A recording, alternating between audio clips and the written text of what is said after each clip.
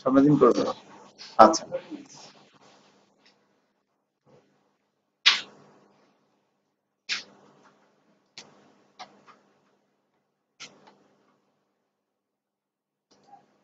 আপনাদের গ্রুপে একটা নক দিয়ে দেখতে পারেন যে কেউ আর আসবে কিনা। আমরা আসলে ক্লাসটা শুরু করতে যাচ্ছি। হ্যাঁ,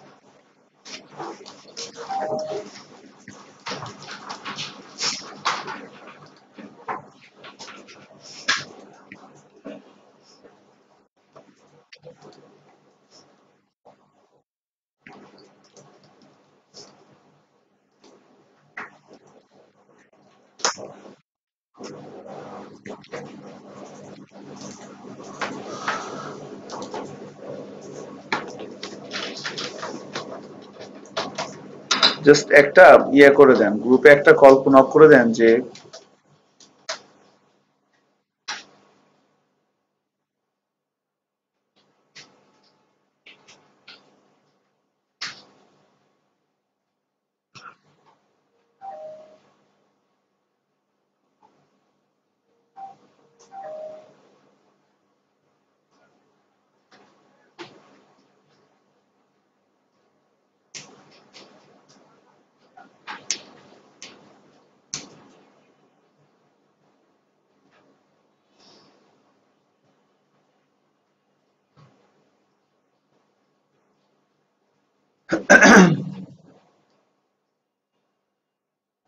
হ্যালো।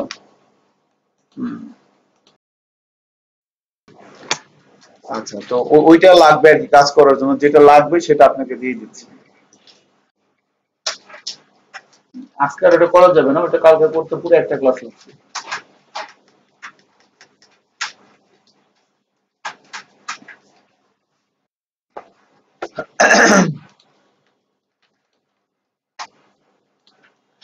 হাবিব, আপনাকে একটু মিউট করে দিলাম, শব্দ হচ্ছে তো, আপনি কথা বলার সময় আনমিউট করে নিয়েন।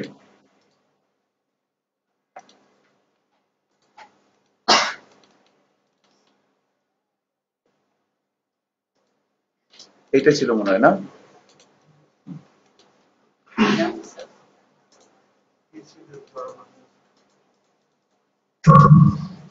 এই প্রজেক্টটা একটু রান করে দেন, আপনি পারবেন না? ওনাকে একটু রান করে দেন।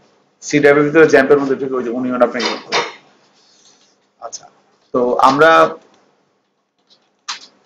আমরা সবাই লাস্ট দিনের প্রজেক্টটা রান করে নিই। হ্যাঁ, ওটার উপরে আজকে আলহামদুলিল্লাহ কাজ করব।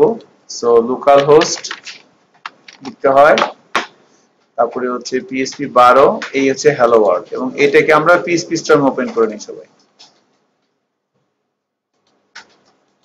বিকজ আমরা এটার উপরে আজকে কাজ করব আর কি।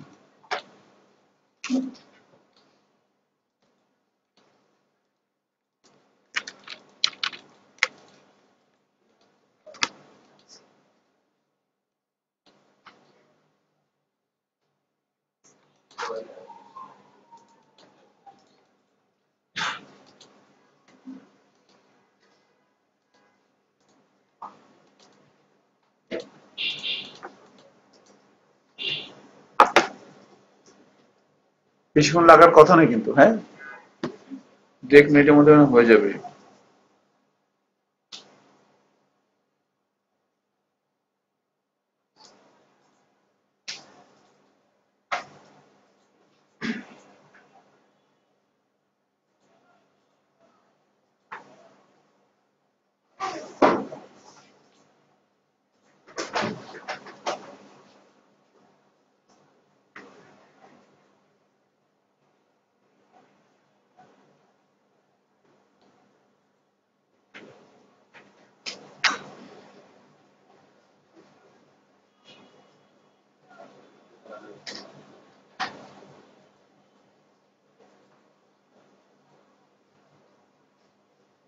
এটা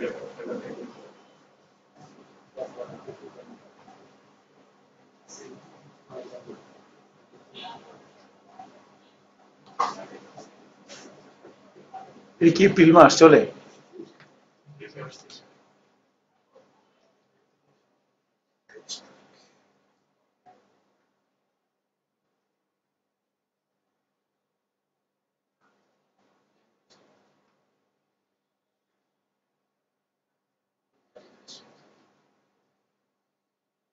আচ্ছা, ঈদ হয়েছে 11 তারিখে না এ মাসে? আচ্ছা,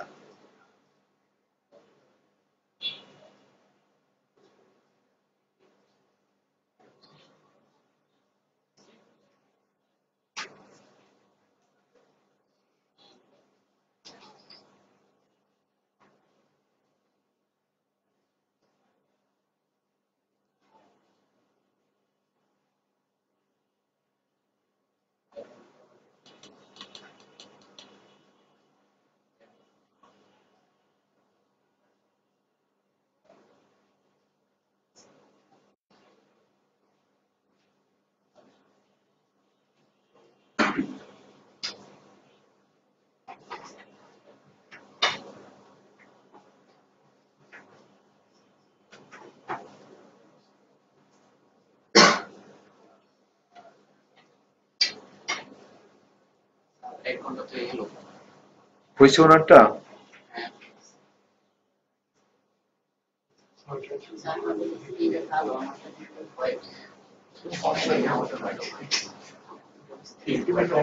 আচ্ছা, একটু খেয়াল করি, হ্যাঁ। সো একটু খেয়াল করি আমরা। তো বেসিক্যালি আমাদের হচ্ছে যে আমরা লাস্ট দিন ঈদের পরে ফার্স্ট ক্লাস শুরু করেছিলাম, আজকে আমাদের সেকেন্ড ক্লাস। সো আমাদের আজকে আমরা খুবই বেসিক লেভেলের কিছু কাজ করব, প্রোগ্রামিং এর একদম কোর কনসেপ্ট নিয়ে আর কি। সো সবাই একটু কনসেন্ট্রেট করার চেষ্টা করবেন। আমি যদি লাস্ট ক্লাসটা একটু 2-3 মিনিটের মধ্যে রিভিউ করি, যে আমরা লাস্ট দিন যেটা বলতেছিলাম সেটা হচ্ছে যে বেসিক্যালি আমাদের পুরো প্রজেক্টের ওভারভিউ নিয়ে আমরা কি করতে চাচ্ছি এবং এটা করলে আমাদের কি কি বিষয় আসবে, এবং আমাদের হচ্ছে যে আমরা যে কাজটা করতে চাচ্ছি ওয়েব ডিজাইন ডেভেলপমেন্ট, এটার 3টা part, front end, back end এবং ডাটাবেস। সো ফ্রন্ট এন্ড আমরা পিএইচপি দিয়ে করতে চাচ্ছি, এটা দিয়ে আমাদের কাজ শুরু হচ্ছে, এবং আমরা অবজেক্ট ওরিয়েন্টেড প্রোগ্রামিং এর স্ট্যান্ডার্ড ফলো করে আমরা এই কাজগুলো করব, তাই না? তো কিভাবে কাজগুলো করে এগুলো বলা হচ্ছিল, এবং অবজেক্ট ওরিয়েন্টেড প্রোগ্রামিং এর মেইন 5টা সিনট্যাক্স নিয়ে কথা বলতেছিলাম: ক্লাস, প্রপার্টি, মেথড, অবজেক্ট এবং নেম স্পেস।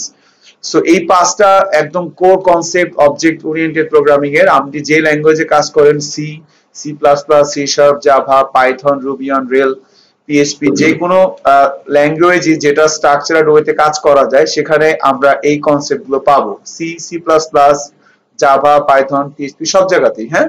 তো ক্লাস কি? আমরা জানি ক্লাস হচ্ছে যে আমি যখন প্রোগ্রামিং করে আমি একটা ক্যালকুলেটর বানাবো, আমি একটা মোবাইল বানাবো, আমি একটা ঘড়ি বানাবো, আমি একটা ওয়েবসাইট বানাবো, হোয়াট এভার ইট ইজ, আমি যেটাই বানাই আমাকে আগে ওইটার স্পেসিফিকেশন তৈরি করতে হবে। স্পেসিফিকেশন মানে হচ্ছে কি? ক্লাস। তারপরে আমি আগে যা বানাবো আগে তার হচ্ছে একটা ক্লাস বড়। ক্লাস হচ্ছে লজিক্যাল ডায়াগ্রাম, একটা লজিক যেখানে থাকবে, লজিক গুলো যেখানে থাকবে, কি করলে কি হবে, কখন কোনটা হবে না হবে, এই বিষয়গুলো ক্লাসের ভিতরে সব বলা থাকবে। দেন ক্লাসের তৈরি করার জন্য মানে একটা জিনিস যেটা আপনি বানাতে যাচ্ছেন, আপনি একটা ক্যালকুলেটর বানাবেন, ক্যালকুলেটর বানাতে গেলে আগে ক্যালকুলেটরে কি বানাইতে হবে? ক্লাস। ক্যালকুলেটর ক্লাসের ভিতরে কি কি থাকবে? ক্যালকুলেটরের নাম থাকতে পারে, তারপরে হচ্ছে যে নাম্বার গুলো যোগ করবে সেই নাম্বার গুলো থাকতে পারে, তারপরে অপারেশন গুলো থাকতে পারে, যোগ করতে হবে, বিয়োগ করতে হবে, গুণ করতে হবে, ভাগ করতে হবে, তাই না? সো তাহলে আমাকে আগে একটা ক্লাস তৈরি করতে হবে ক্যালকুলেটর, যদি আমি ক্যালকুলেটর তৈরি করতে চাই। তো ক্যালকুলেটরের ক্লাস তৈরি করতে গেলে আমরা জানি যে দুইটা জিনিস লাগবে: ইনফরমেশন অ্যাবাউট ক্যালকুলেটর এবং ক্যালকুলেটর দিয়ে কি করা যাবে। ক্যালকুলেটরের ইনফরমেশন মানে কি? ক্যালকুলেটর কয়টা নাম্বার যোগ করতে পারবে, 2টা না 3টা, এটা ইনফরমেশন। সো নাম্বার গুলো আমি ডিফাইন করে দেবো ক্যালকুলেটরের ভিতরে। তারপরে হচ্ছে ক্যালকুলেটরের নাম কি, ক্যালকুলেটরের, তাই না, ব্র্যান্ড কি, এগুলো থাকতে পারে, ইনফরমেশন। এবং অ্যাক্টিভিটি মানে কি? ক্যালকুলেটরে কি করা যায়, ক্যালকুলেটরে যোগ করা যাবে, এটা কি একটা কাজ, বিয়োগ করা যাবে, গুণ করা যাবে, ভাগ করা যাবে, ভাগশেষ বের করা যাবে, এগুলো হচ্ছে কি অ্যাক্টিভিটি মানে কি কাজ। তাহলে ক্লাস বানাইতে গেলে কি কি লাগবে, প্রপার্টি আর হচ্ছে মেথড। এরপর আমার ক্লাস ক্যালকুলেটরের ক্লাস বানানো শেষ। এখন কি আমার কি ক্যালকুলেটর দেওয়া লাগবে না ক্যালকুলেটর ক্লাস দিব? ক্যালকুলেটর দিব। সো ক্যালকুলেটর মানে কি রিয়েল থিং। আমার সে ক্লাস নিয়ে তো সে কোনো লাভ নাই, সে রিয়েল থিংটা জিনিসটা নিবে অ্যাকচুয়ালি, জিনিসটা হচ্ছে ক্যালকুলেটর। তাহলে আমরা এই ক্যালকুলেটর বানাবো আর কি, ঠিক আছে। সো এই ক্যালকুলেটরটা হচ্ছে কি real thing, I mean object, যেটা আমি তাকে বানিয়ে দিব, দ্যাট ইজ দ্য থিং। তো ক্লাস, প্রপার্টি, মেথড এবং অবজেক্ট। এরপরে ছিল হচ্ছে নেম স্পেস। নেম স্পেস হচ্ছে যে আমি যে ক্লাসটা তৈরি করতেছি সেই ক্লাসটা কোথায় আছে, আমার এই প্রজেক্টের ভিতরে এই ক্যালকুলেটর ক্লাসটা কোন ডিরেক্টরিতে আছে তার একটা লোকেশন, তার একটা ইনফরমেশন আমি এই নেম স্পেস দিয়ে আমি করব। মানে নেম স্পেস দিয়ে এই ক্লাসটা, একটা প্রজেক্টের ভিতরে ক্লাস কি একটাই থাকবে না অনেকগুলো থাকবে? অনেকগুলো ক্লাস থাকবে। তাহলে ক্লাসগুলো কোন লোকেশনে আছে সেই জিনিসটা আমার থাকবে কোথায়? সেই হ্যাঁ, সেই জিনিসগুলো থাকবে হচ্ছে আমার নেম স্পেস দিয়ে, হচ্ছে ক্লাসটা কোন লোকেশন বরাবর থাকবে সেটা আমার নেম স্পেসের মধ্যে ধরাই দেওয়া হবে, তাই না? এটাই হচ্ছে ফ্যাক্ট, ঠিক আছে। তাহলে এই হচ্ছে আমাদের টোটাল এই 5টা core concept object oriented programming এর। ক্লাস কেমনে তৈরি করা হচ্ছে, প্রপার্টি কেমনে, মেথড কেমনে, অবজেক্ট কেমনে, নেম স্পেস কেমনে। সো আপনি যদি পাইথনে কাজ করেন সেখানে কিন্তু সেম, পাইথনেও ক্লাস বানাইতে হবে, প্রপার্টি লিখতে হবে, মেথড লিখতে হবে, শুধুমাত্র লেখার নিয়মটা হয়তো আলাদা। আপনি জাভাতে কাজ করলেও সেখানেও সেম। আপনি এটা বললো ভাই জাভা দিয়ে একটা ক্যালকুলেটর বানান, সি প্লাস প্লাস দিয়ে একটা ক্যালকুলেটর বানান, তাহলে পিএইচপি দিয়ে একটা ক্যালকুলেটর বানান, সেম কনসেপ্ট। আগে একটা ক্লাস বানাইতে হবে ক্যালকুলেটর, জাভা দিয়েও, সি শার্প প্লাস প্লাস দিয়েও। তো ক্যালকুলেটর ক্লাস বানাইতে হবে, ক্লাসের ভিতরে প্রপার্টি মেথড থাকবে, দেন ক্লাসটা হয়ে গেলে আমার ফাইনালি কি করতে হবে, একটা অবজেক্ট তৈরি করতে হবে যেটা মানুষ ব্যবহার করতে পারবে। মানুষ ব্যবহার কি করবে, ক্লাস করবে না অবজেক্ট করবে? অবজেক্ট করবে। So that is the real thing. এবং এই যে ক্যালকুলেটর বানাইতে গেলে আমার যে ক্লাসগুলো লাগবে সেই ক্লাসগুলো প্রজেক্টের কোথায় কোন লোকেশনে থাকবে সেটাকে আমি ইন্ডিকেট করব নেম স্পেস দিয়ে। That is the thing. এরপরে আমরা বলতেছিলাম ওয়ার্কিং এনভায়রনমেন্ট রেডি করার জন্য পিএইচপি কম্পাইলার লাগবে, Apache composer, dependency manager, PHP এর একটা আইডি লাগবে এবং ব্রাউজার লাগবে। এবং বেসিক আমরা বলতেছিলাম যে আমাদের এই কোর্সটা করার জন্য এই বিষয়গুলো লাগবে। Okay, finally we got everything to start our project and now আমাদেরকে টোটালি এই 5টা কাজ করতে হবে। আমি গতকালকে যেটা বলতে নিয়েছিলাম যে আমাদের হচ্ছে যে এই টোটাল এই 5টা কাজ দিয়ে আমরা শুরু করব, তাই না? 5টা কাজ কি কি ছিল দেখেন। আমরা প্রথমে একটা প্রজেক্ট সেটআপ করব। আপনাকে প্রথম যে কাজটা জানতে হবে, পিএইচপি দিয়ে একটা প্রজেক্ট বানাইতে হবে, যে প্রজেক্টটা রান করলে আউটপুট কি আসবে, হ্যালো ওয়ার্ল্ড। এবং এই প্রজেক্টটা আপনি কি নরমালি বানাবেন না ওপিপি স্ট্যান্ডার্ড ফলো করে বানাবেন? ওপিপি স্ট্যান্ডার্ড ফলো করে বানাবেন। এটা ছিল আমার প্রথম কাজ, আমি একটা প্রজেক্ট বানানো। এই প্রথম কাজটা আমরা এর আগেও 2-3 বার করছি, এর পরেও করছি, এবং এটা আর করব না। গত ক্লাসে করা হয়েছে লাস্ট। এবং আমরা যে কাজগুলো করি সেগুলোর ভিডিও আছে, সো এনিওয়ান যদি আগ্রহ থাকে আপনার সুযোগ আছে করার আর কি, ঠিক আছে। এখন প্রজেক্ট সেটআপ করতে গেলে আমরা জানি যে কি করতে হয়। প্রথমে এভরিথিং স্টার্ট ফ্রম একটা সফটওয়্যার ইনস্টল দেওয়া হয়েছে জ্যাম্প, তাই না? জ্যাম্পের ভিতরে কোথায় থাকে, htdocs, তাই না? htdocs এর ভিতরে একটা ফোল্ডার আমরা করে নেই, গতকাল করছিলাম পিএইচপি ব্যাচ 12, এটা হচ্ছে আমাদের প্রজেক্টের নাম। এটার ভিতরে আমরা প্রথমে 3টা ফোল্ডার করি, অ্যাপ, অ্যাসেট, ভিউজ, আর 2টো ফাইল নেই, composer.json, index.php, তাই না? 3টা ফোল্ডার আর 2টো কি ফাইল। এরপরে অ্যাপের ভিতরে আরেকটা ফোল্ডারের নাম কি দেই, ক্লাসেস। এরপরে এই যে htdocs এর ভিতরে আমরা যে প্রজেক্টটা নিলাম পিএইচপি ব্যাচ 12, এটাকে আমরা এখানে ওপেন করি, তাই না? ওপেন করে সবার আগে কি করছি এখানে বলেন তো, ক্লাস তৈরি করছি। কারণ ওই যে আমাকে বলছে ওপিপির প্রথম কথাই কি, তার প্রথম কথাই হচ্ছে আপনি যাই বানাইবেন আগে তার একটা কি, before create anything create first কি স্পেসিফিকেশন। স্পেসিফিকেশন মানে কি? তাহলে এই জন্য আমি দেখেন আমাকে বলছে ভাই পিএইচপির একটা প্রজেক্ট বানাও যেটা রান করলে আউটপুট কি আসবে, হ্যালো ওয়ার্ল্ড। তাহলে আমি প্রজেক্টের শুরুতেই ডিরেক্টরি গুলো মানে ফোল্ডার গুলো বানানোর পরে আমি প্রথমেই কি করছি, আগে ক্লাস তৈরি করছি। লজিক, ক্লাসের ভিতরে কেমনে লিখতে হয়, এমনি লিখতে হয়, ক্লাস, ক্লাসের নাম, curly start, second bracket start, second bracket close. তো এই সেকেন্ড ব্র্যাকেট এটাকে আমরা নরমালি লোকজন বলে, আর যারা ডেভেলপার সফটওয়্যার ইঞ্জিনিয়ার তারা বলে কি, curly. This is called curly. Curly start, curly close. হ্যাঁ, তো আমার স্পেলিংটা হয়তো স্পষ্ট না হতে পারে, KARLY, কার্লি। হ্যাঁ, আন্ডারস্টুড আই থিংক। এখন তাহলে এই কার্লি স্টার্ট, কার্লি ক্লোজ, এটা হচ্ছে ক্লাসের বডি। এই ক্লাসের ভিতরে পাবলিক মেসেজ, এটি কি বলেন তো, প্রপার্টি। এটা হচ্ছে প্রপার্টি, আর এইটা আর এটা হচ্ছে কি, মেথড। এবং আমরা গতকাল দেখছিলাম যে মেথড মানে ফাংশন আর মেথড একই জিনিস। হ্যাঁ, একটা হচ্ছে লাউ আর একটা হচ্ছে কদু। লাউ আর কদুর মধ্যে পার্থক্য কি? উচ্চারণ। বাকি সব তো একই নাকি? সো ফাংশন আর মেথড একই জিনিস। এটা লাউ আর এটা কদু। কদু বুঝেন তো নাকি? কদু কি জিনিস? খাওয়া যায় না? খাইছেন কখনো? গাছ থেকে নামায় আনলে কি কদু? সিরিয়াসলি? আরে কি হাসি, ডিজোস হাসি। ধন্যবাদ আপনার ডিজোস হাসির জন্য। সো তাহলে এই এই হচ্ছে আমার ফাংশন। হ্যাঁ, সো এগুলো হচ্ছে প্রপার্টি। সো প্রপার্টি গুলোকে এভাবে লিখতে হয়, dollar sign message, dollar sign দিয়ে শুরু করতে হয় আগে। এগুলো আমরা আজকে দেখবো আরো ডিটেল। মেসেজ, তো এরপরে হচ্ছে এগুলো হচ্ছে ফাংশন প্রপার্টি মেথড বলে এগুলো আর কি। This is called property, this is called method.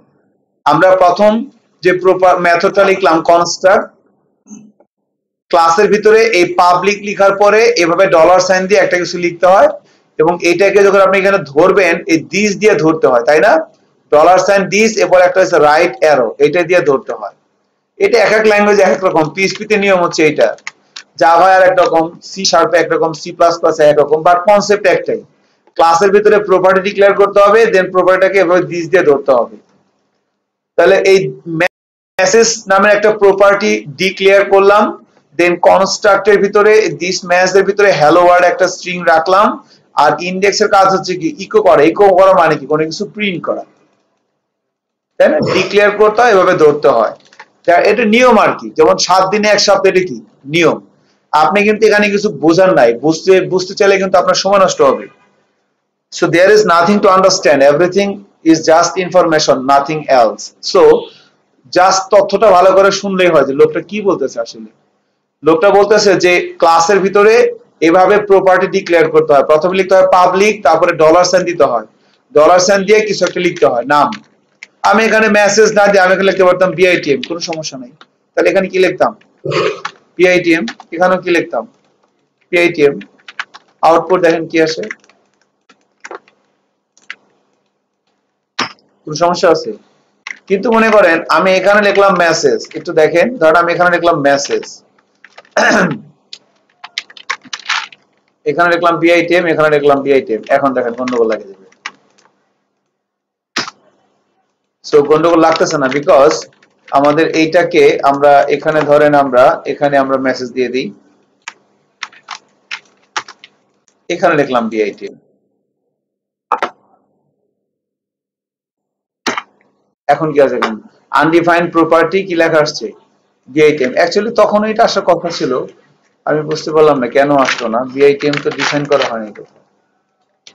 ওকে, এটা হয়তো ক্যাশ থেকে আসতেছে, বাই দ্য ওয়ে। তো এইভাবে আর কি, এখন কিন্তু এখন বিআইটিএম কে সে চিনতে পারতেছে না। আবার ধরেন আমি এখানে লিখলাম মেসেজ, এখানে লিখলাম বিআইটিএম, এখানে লিখলাম বিআইটিএম। এখন কি কাজ করবে মনে হয়? হ্যাঁ, আনডিফাইন্ড প্রপার্টি কি আসছে? মেসেজ। সো আপনি এখানে কি লিখবেন সেটা ম্যাটার না, ম্যাটার হচ্ছে আপনাকে এখানে যা লিখবেন এখানেও তাই লিখতে হবে, এখানেও কি লিখতে হবে? তাই লিখতে হবে।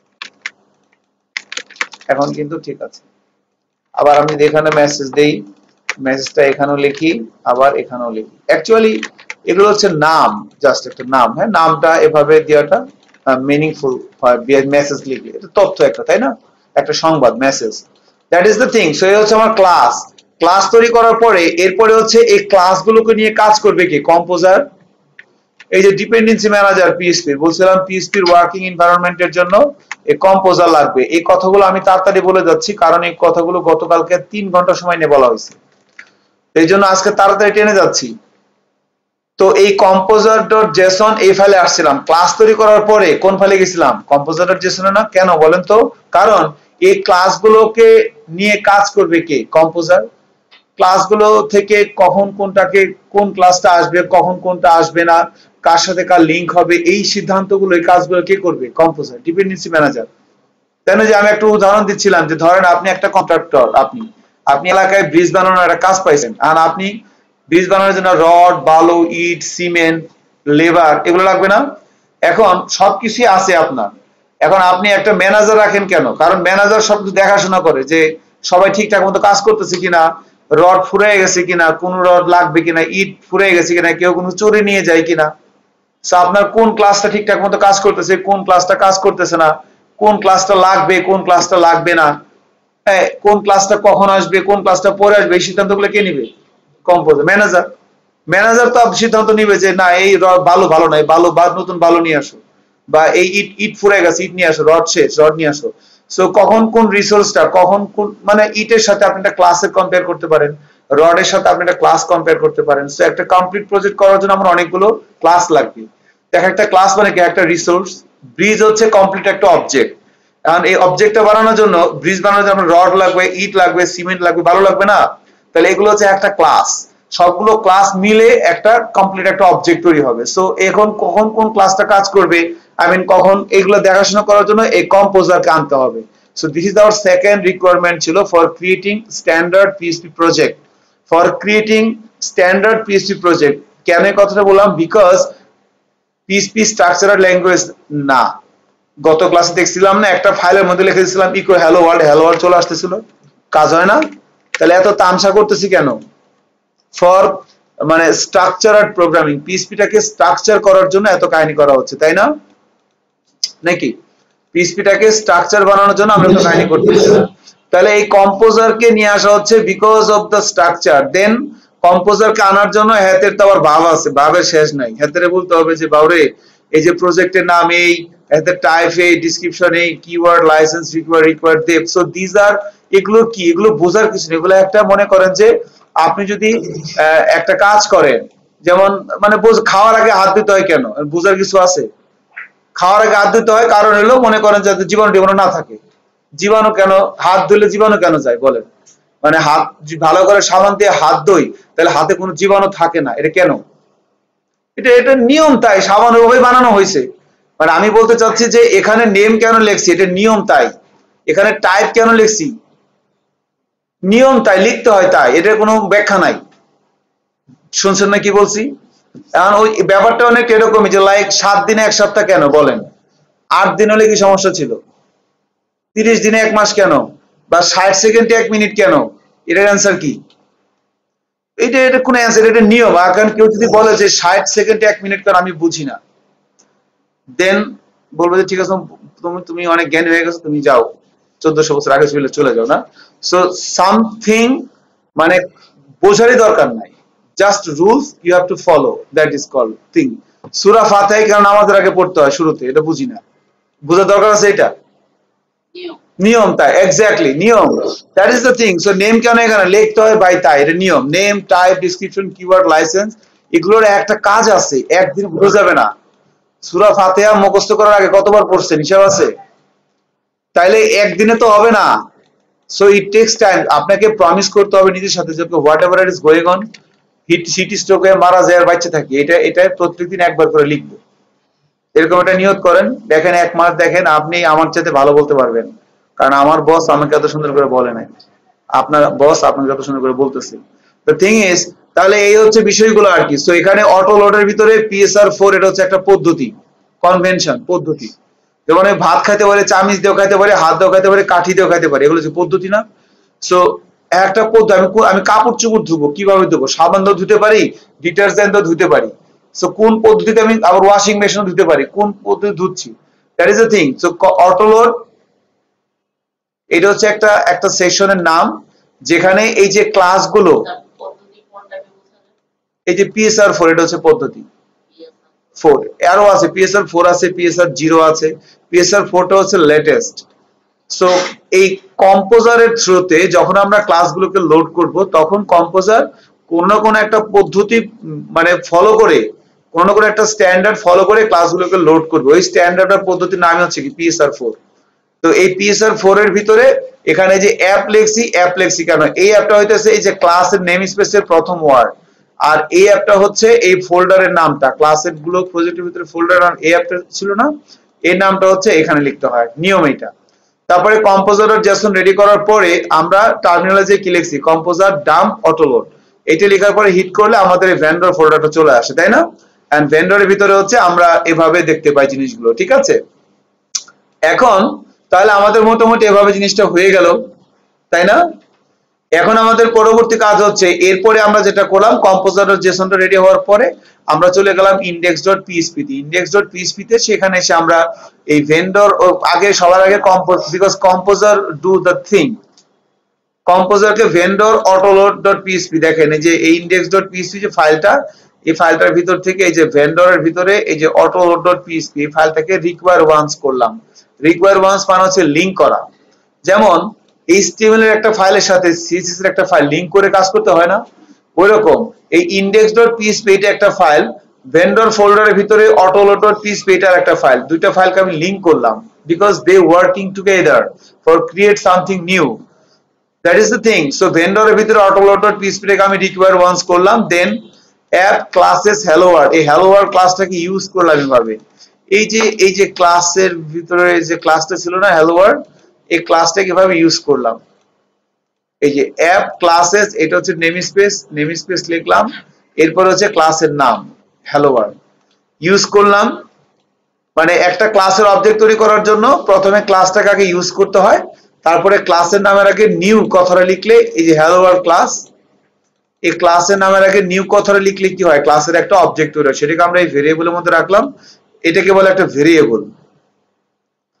ভেরিয়েবল কি সেটা আমরা এখন দেখব। আর এই ভেরিয়েবলের পরে এই যে অ্যারো সাইন, এই অ্যারো সাইনটাকে কি বলা হয়, এটা হচ্ছে পিএইচপি এর অবজেক্ট সাইন। এবার এই অবজেক্ট ধরে এই ইনডেক্স এটা হচ্ছে কি ফাংশন।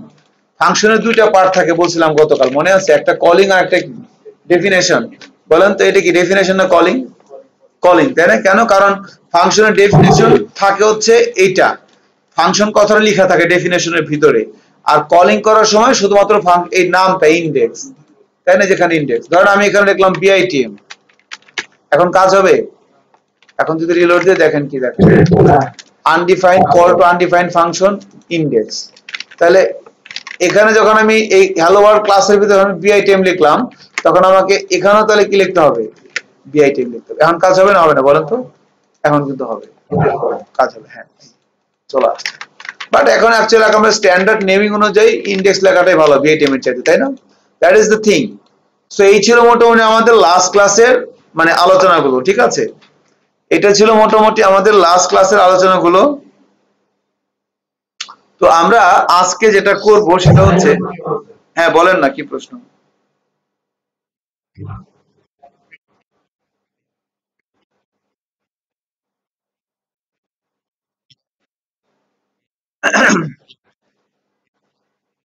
হ্যাঁ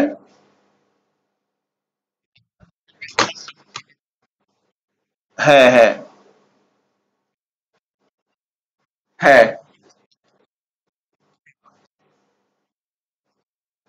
হ্যাঁ কাজ হইতো, হ্যাঁ কাজ হইতো।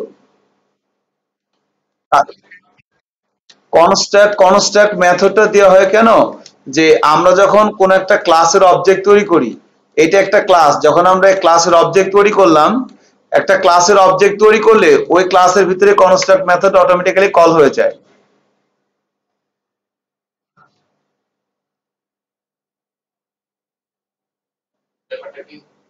একটা মিনিট, হ্যাঁ হুম, একটা মিনিট ছিলাম, হ্যাঁ আপনি একটু কাইন্ডলি বলেন না কি বলতেছিলেন। মেথডের ভিতরে আমরা যে প্রপার্টিজ দিব, হ্যাঁ এটা কি লাইক এরকম যে কনস্ট্যান্ট ভ্যালু অনেক সময় নেওয়া লাগে, যেটা ইউজারের কাছে ইনস্টেন্স হবে না? না এরকম না, এখানে অ্যাকচুয়ালি মানে ইয়ার একটা কথা ছিল, এখান থেকে হাবিব বা বেলালের একটা কথা ছিল, সেটা হচ্ছে যে আমরা এইটা এখানে আমরা এই লাইনটা এভাবে লিখলেও কিন্তু সেম কাজ হয়তো, কোনো সমস্যা নাই। If I just do this then it will work, আলহামদুলিল্লাহ, দেখেন কোনো সমস্যা নাই, কাজ করতেছে। কিন্তু আমি কনস্ট্রাক্ট না নিলেও পারতাম। কনস্ট্রাক্টটা কেন নিলাম, কারণ হচ্ছে সৌন্দর্য। সো বলা হয় যে যখন আমরা একটা ক্লাস নিব, ক্লাসের ভিতরে যে প্রপার্টি এবং যে ম্যাথ যে প্রপার্টি গুলো থাকবে, এই প্রপার্টি গুলোর ভিতরে ভ্যালু ইনিশিয়ালাইজ করার জন্য কনস্ট্রাক্ট মেথড ব্যবহার করা উচিত। আপনি না করলে কোনো সমস্যা নাই। আর আর সুবিধাটা হচ্ছে যে কনস্ট্রাক্টের ভিতরে যেগুলো আমি ডিক্লেয়ার করব সেগুলো আমি যে কোনো জায়গায় ব্যবহার করতে পারবো। মনে করেন আপনি আরেকটা প্রপার্টি নিয়েছেন পাবলিক, একটু দেখেন, ধরেন পাবলিক $x, পাবলিক $y, এরকম প্রপার্টি নিলাম। এখন মনে করেন এখানে লিখলাম x সমান সমান, ধরেন লিখলাম এখানে 100, একটু খেয়াল করেন, এভাবে লিখলাম। এখন মনে করেন এখানে আমি আরেকটা ফাংশন লিখলাম, কারণ এই ফাংশনের নাম হচ্ছে ইন্ডেক্স, এখানে নাম ধরে লিখলাম ম্যানেজ, কথার কথা আর কি। তাহলে এখানে লিখলাম x, এখানে লিখলাম ধরেন দিস y সমান সমান 50। এখন যদি আমি এখানে লিখি ইকো দিস এ, এখানে লিখলাম দিস y। এখন এই y এর ভিতরে মানটা আমি y লিখলাম এবং x ও লিখলাম, একটু দেখেন। তো এখানে জাস্ট মানে একটু ধরেন, আচ্ছা এটা আমি আগে শেষ করে নিই।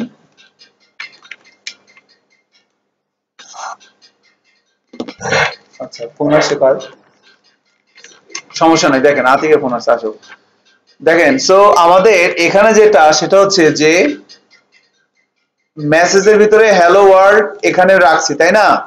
এক্স একটা প্রপার্টি, উপরে আরো দুইটা প্রপার্টি ডিক্লেয়ার করছে, একটা এক্স আর একটা ওয়াই, এগুলো কি একটা প্রপার্টি। এখন এক্স এর ভিতরে কত রাখছি 100, আর ওয়াই এর ভিতরে রাখছি 50, বাট এটা আমি কনস্ট্রাক্টের ভিতরে রাখলাম, ইনডেক্স এর ভিতরে রাখছি। এখন এখানে আমি ইকো করলাম এক্স, তাহলে এক্স এর ভিতরে কত আছে 100, আসবে না? যদি রিলোড দেই দেখেন কত আসছে আউটপুট, 100 আসছে না? আবার যদি আমি এভাবে লিখি ইকো ওয়াই, এক্স তো ওয়াই দিলে কত আসবে, এখন 100 আসবে, তারপরে কত আসবে 50, এই যে 100 আসছে, তারপরে কত আসছে 50, 150, তাই না? এখন সেম জিনিস যদি আমি এখানে লিখি ইকো লিখলাম এক্স, এখন কত আসবে বলেন তো, ম্যানেজ। তাহলে এই ম্যানেজ কল করতে হবে না, এই ফাংশনটাকে তো কল করতে হবে নাকি? তাহলে আমি এখান থেকে এখানে কি লিখবো এবার, ম্যানেজ। ইনডেক্স কল করছি কি ম্যানেজ, তাহলে এই ম্যানেজ ফাংশনটা প্রিন্ট করছে কাকে, এক্স কে। এক্স এর মধ্যে কত আছে 100টা, আপনি কোথায় রাখছেন কনস্ট্রাক্টর না ইনডেক্সের ভিতরে, কনস্ট্রাক্টরে। এখন যদি রিলোড দেই 100 আসছে, আসছে। যদি আমরা এখানে ওয়াই দেই, হ্যাঁ এখন কিন্তু আসবে না, দেখেন কত আসছে, ওইটা কিন্তু ওয়াই এর মানে কিন্তু আসতেছে না, কারণ কি? কারণ এই কনস্ট্রাক্ট হচ্ছে গ্লোবাল। যখন আমরা একটা ক্লাসের অবজেক্ট তৈরি করি, হ্যালো ওয়ার্ল্ড হচ্ছে ক্লাস, যখন আমরা এই ক্লাসের নামের আগে নিউ কথাটা লিখে ক্লাসের একটা অবজেক্ট তৈরি করলাম, হ্যাঁ স্যার আমরা যদি কোনো অবজেক্ট ক্রিয়েট করি তাহলে তো আমাদের একটা ফাংশন কল হয়ে যায়, কলটা হচ্ছে কনস্ট্রাক্ট, কল হয়ে যায়, কল হয়ে যায়, ওই কারণে আমরা ওইটাই সব জায়গায় পাচ্ছি। যখন আমরা কোন একটা ক্লাসের অবজেক্ট, এটা একটা নিয়ম আর কি, এই লাইনটা দিয়ে কি হচ্ছে, ক্লাসের একটা অবজেক্ট তৈরি হচ্ছে, তাই না? অবজেক্ট তৈরি হওয়ার সাথে সাথে এই কনস্ট্রাক্টর ফাংশনটা অটোমেটিক্যালি কল হয়ে যায়। একটা কল হয়ে গেলে এই ফাংশনের ভিতরে আপনি যে যে প্রপার্টির ভিতরে মান রাখবেন সেগুলো অ্যাসাইন হয়ে যায়। এখন কিন্তু ওয়াইটা আসতেছে না, কিন্তু আমি যদি এই ওয়াইটা এখানে না রেখে এই কনস্ট্রাক্টরের ভিতরে রাখি তাহলে কি হবে, এখন এখানেও আসতেছে। আবার যদি ইনডেক্স কল করি এখান থেকে ম্যানেজের পরিবর্তে, তাহলে ইনডেক্সের জন্য কাজ করতেছে, আবার কি ম্যানেজের জন্য কাজ করতেছে। আমি কি জিনিসটা বলতে পারছি কিছুটা? আমরা কনস্ট্রাক্টরের ভিতরে যদি রাখি তাহলে সুবিধাটা হচ্ছে কি, আমি এই ক্লাসের ভিতরে যে কোনো ফাংশনের ভিতরে এগুলো ব্যবহার করতে পারবো গ্লোবালি। আর যদি কনস্ট্রাক্টরের ভিতরে না রেখে এখানে ওখানে রাখি তাহলে শুধুমাত্র ওখানেই ব্যবহার করতে পারবো, অন্য ব্যবহার করতে পারবো না। বা রাখা যাবে, আপনি যে কনস্ট্রাক্টর না নিলেও সমস্যা নেই, আপনি এখানে রেখে কাজ করেন। শুনছেন না ব্যাপারটা? That is the thing. I hope মোটামুটি একটা ধারণা আসছে, ঠিক আছে না? ওকে, এখন আমাদের হচ্ছে যে এই জায়গাটায় আমরা ছিলাম প্রজেক্ট সেটআপ, হ্যাঁ। তো এখানে আমাদের গত ক্লাসে আমরা এখানে একটা জিনিস লিখছিলাম যে প্রজেক্ট সেটআপ করা আমাদের হয়ে গেছে, আমরা এখন পিএইচপির বেসিক সিনট্যাক্স থেকে শুরু করব। তো পিএইচপির বেসিক সিনট্যাক্সের ভিতরে প্রথমে আমাদের জানতে হবে সেটা হচ্ছে variable and data type, data type, এরপরে আসবে হচ্ছে অপারেটর, এরপর আসবে হচ্ছে স্টেটমেন্ট, এরপর আসবে হচ্ছে অ্যারে। তো এই চারটা সিনট্যাক্স আমরা দেখব পিএইচপির বেসিক সিনট্যাক্স। এগুলো শুধুমাত্র পিএইচপি না, সি, সি++, সি শার্প, পাইথন জাভা সবার ক্ষেত্রে সেম, সবার ক্ষেত্রে সেম, মানে কনসেপচুয়াল যে কথাগুলো সেগুলো সবার ক্ষেত্রে সেম, শুধুমাত্র লেখার ধরনটা আলাদা। আপনি সিতে একভাবে লিখবেন, সি প্লাস প্লাস একভাবে লিখবেন, সি শার্পে একভাবে লিখবেন, পিএইচপিতে একভাবে লিখবেন, জাভাতে একভাবে লিখবেন। কিন্তু ভেরিয়েবলের যে কনসেপ্ট সেটা পিএইচপিতেও যা, সি প্লাস প্লাসেও কি তাই। এখন প্রথম কথা হচ্ছে বেসিক সিনট্যাক্স এর ভিতরে ভেরিয়েবল এন্ড ডেটা টাইপ, এটা নিয়ে আমরা কাজ করব। প্রথম কথা হচ্ছে ভেরিয়েবল জিনিসটা আসলে কি। তো ভেরিয়েবল কি এইটা আমরা সবাই টুকটাক গুতাগুতি করে জানি যে ভেরিয়েবল হচ্ছে কন্টেইনার বা পাত্র যেখানে কোনো কিছু রাখা যায়, তাই না?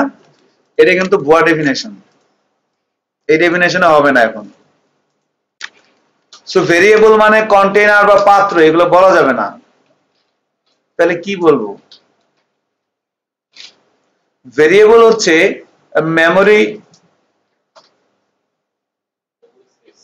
Memory লোকেশনের address.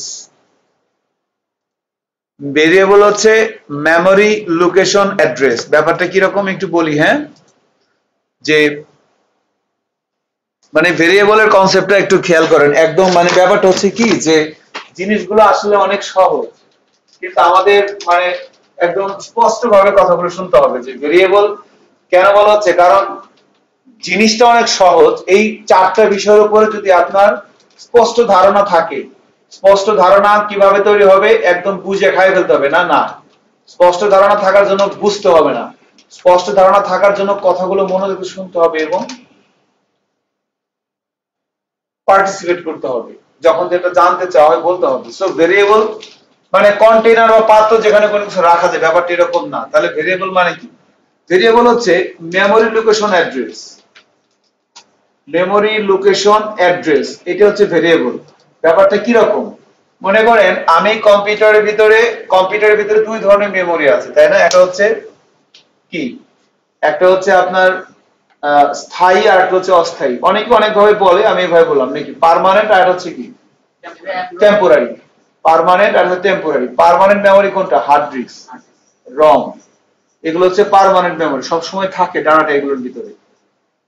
HDD hard disk drive. আর টেম্পোরারি মেমোরি হচ্ছে কোনটা? র‍্যাম। সো র‍্যাম হচ্ছে যতক্ষণ কম্পিউটার চলে ততক্ষণ র‍্যামের ভিতরে ডাটাগুলো থাকে, তাই না? এখন আপনি যখন আপনার বন্ধুর কাছ থেকে কোনো একটা ওয়ার্ড, পিডিএফ, পাওয়ার পয়েন্ট বা কোনো একটা অডিও বা ভিডিও যে কোনো একটা ডাটা নেন, এগুলো হচ্ছে ডাটা। সো একটা ডাটা নিয়ে আপনি পেন ড্রাইভ দিয়ে নিয়ে কম্পিউটারের ভিতরে কোনো এক জায়গায় রাখছেন।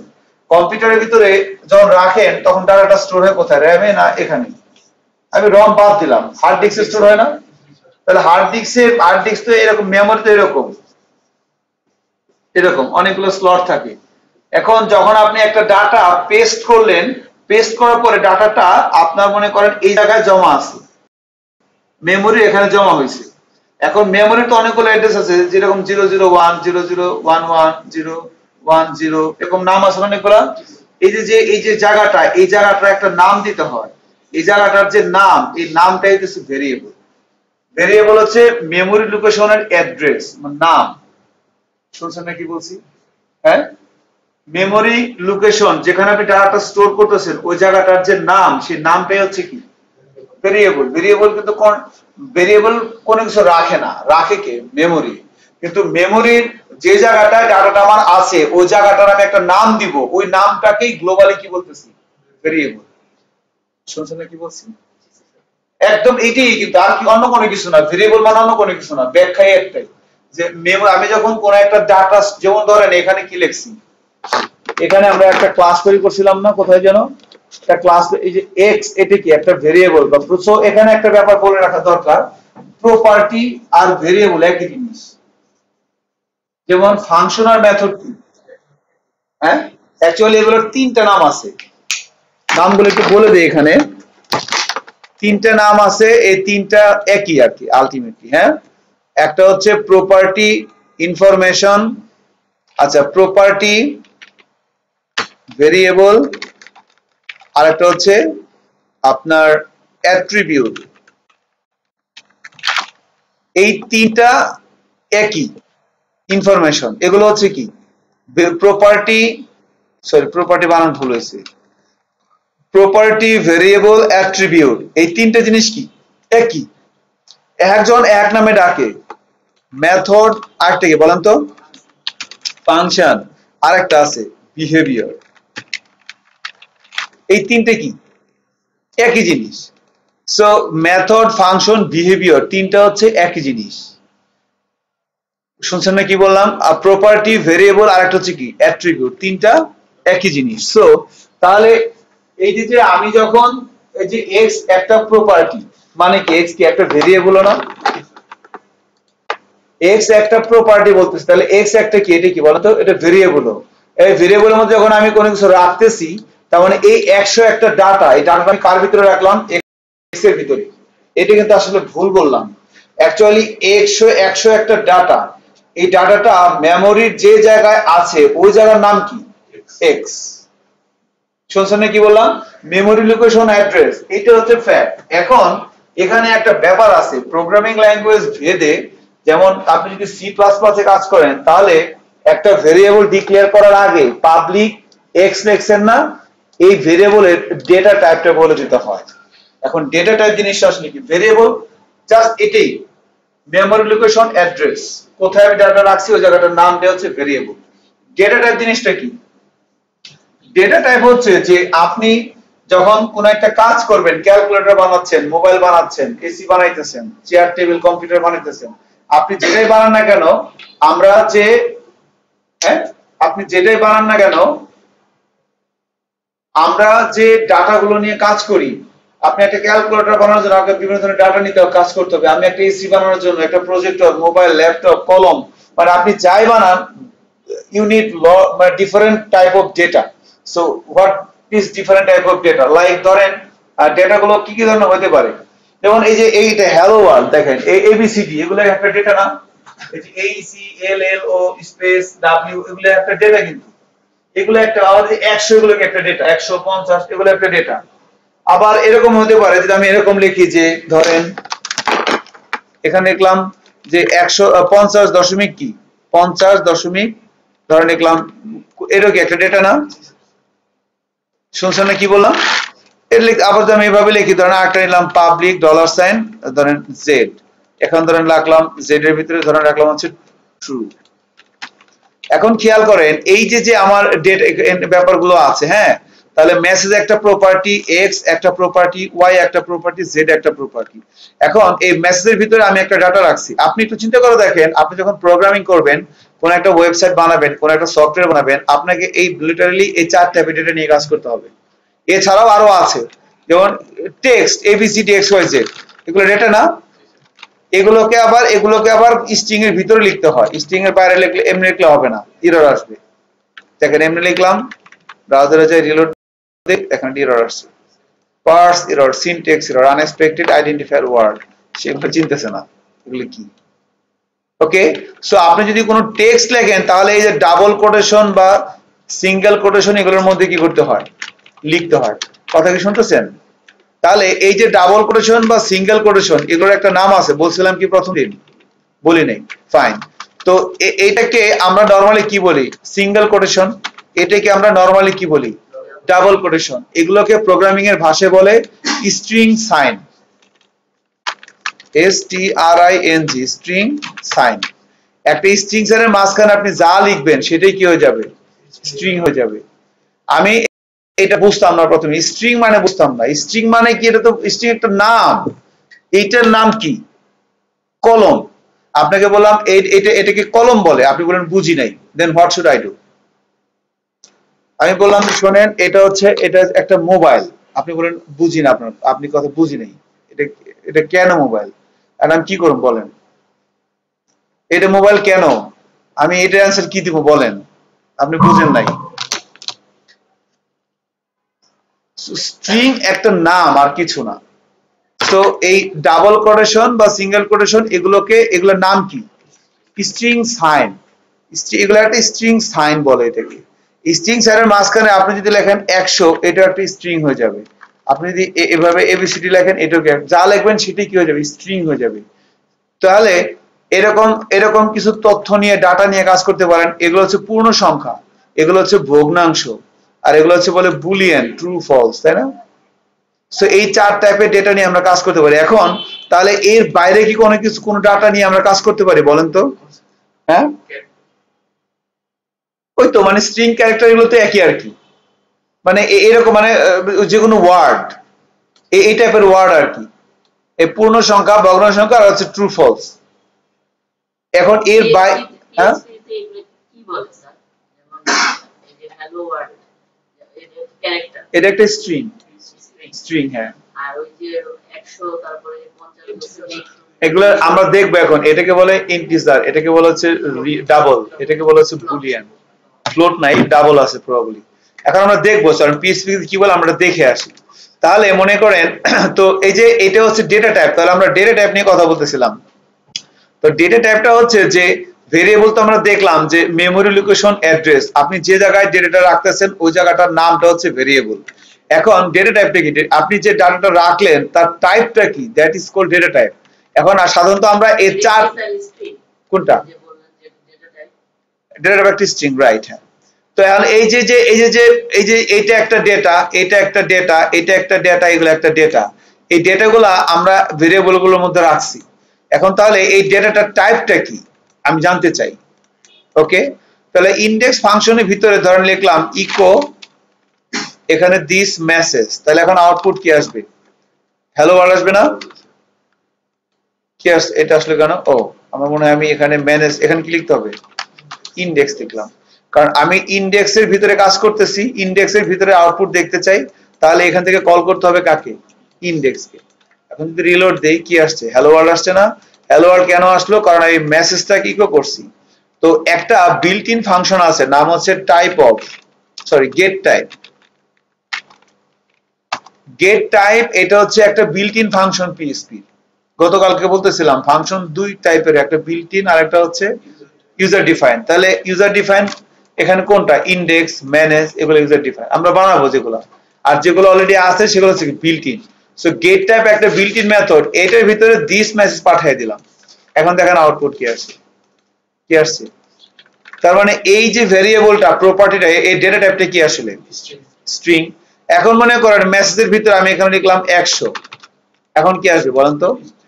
স্ট্রিং এ আসবে, কারণ আমাকে বলা হয়েছে কি কোটেশনের মাঝখানে আপনি যা লিখবেন, ধরেন লিখলাম 100.25, কি আসবে? স্ট্রিং এ আসতেছে। এখানে লিখলাম ট্রু, এখন কি আসতে পারে? স্ট্রিং এ আসবে, তাই না? এখন মনে করেন এখানে লিখলাম আমি 100, মেসেজের ভিতরে বা ধরেন এখানে লিখলাম ধরেন 10 লিখলাম, কথার কথা, মেসেজের ভিতরে আমি কত রাখছি? 10, কোনো কোটেশন দিছি না। এখন দেখেন কি আসে, কি আসছে? ইন্টিজার। তার মানে এই যে ডেটাটা, এই ডেটাটার টাইপটা কি আসলে? ইন্টিজার। এখানে লিখলাম 100.100 মানে 10 লেখা মানে কি, আমি এখানে যাই লিখি টাইপ কি আসবে? এতে কোনো সমস্যা নেই নাকি? মানে make sense I think, right? So এখন যদি হ্যাঁ দশমিক, এইটা দেখবো। এখন দশমিক দিয়ে জাস্ট একটা ভ্যালু দিলাম, আমি এখানে যে কোনো কিছু লিখতে পারি, একটা ভ্যালু দিয়ে জাস্ট টেস্ট করি কি আসে। দেখেন কি আসে, কি আসছে? ডাবল, ডাবল আছে, তাই না? আচ্ছা, এরপর যদি আমি এখানে লিখি ট্রু, এখন কি আসছে? বুলিয়ান। লিটারালি এই 4 টাইপের ডেটা, বুলিয়ান হচ্ছে মানে ট্রু ফলস টাইপের আর কি, মানে ইয়েস নো টাইপের আর কি, মানে আইদার ট্রু অথবা ফলস, এটা ডেটা টাইপ আর কি। এখানে কোনো মানে আর কোনো অপশন নাই ট্রু ফলস ছাড়া। মানে বলে না যে ভাই কেমন আছেন, মোটামুটি। মোটামুটি মানে কি? এরকম প্রোগ্রামিং এ নাই, আইদার ট্রু অথবা ফলস। এটা একটা ভালো জিনিস। হিউম্যান মারাত্মক ডিপ্লোম্যাটিক অ্যান্সার দেয় যে ভাই কেমন আছেন বা চিকুন চাকুন, খারাপ না, এই চলতেছে আর কি। এগুলো মানে কি বলেন তো? এগুলো হচ্ছে ডিপ্লোম্যাটিক অ্যান্সার। ভাই মানে যদি কেউ বলে যে ভাই কেমন আছেন, ভাই ভালো আছি, কেমন আছেন ভাই ভালো নাই, খারাপ আছি, এই ধরনের কথা কিন্তু মানুষ খুব কম বলে, তাই না? নাকি?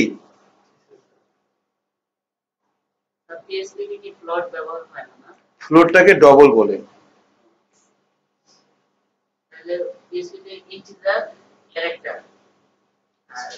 স্ট্রিংটাই হচ্ছে ক্যারেক্টার, স্ট্রিংটাই ক্যারেক্টার এখানে আর কি, স্ট্রিং ইন্টিজার আর হচ্ছে বুলিয়ান।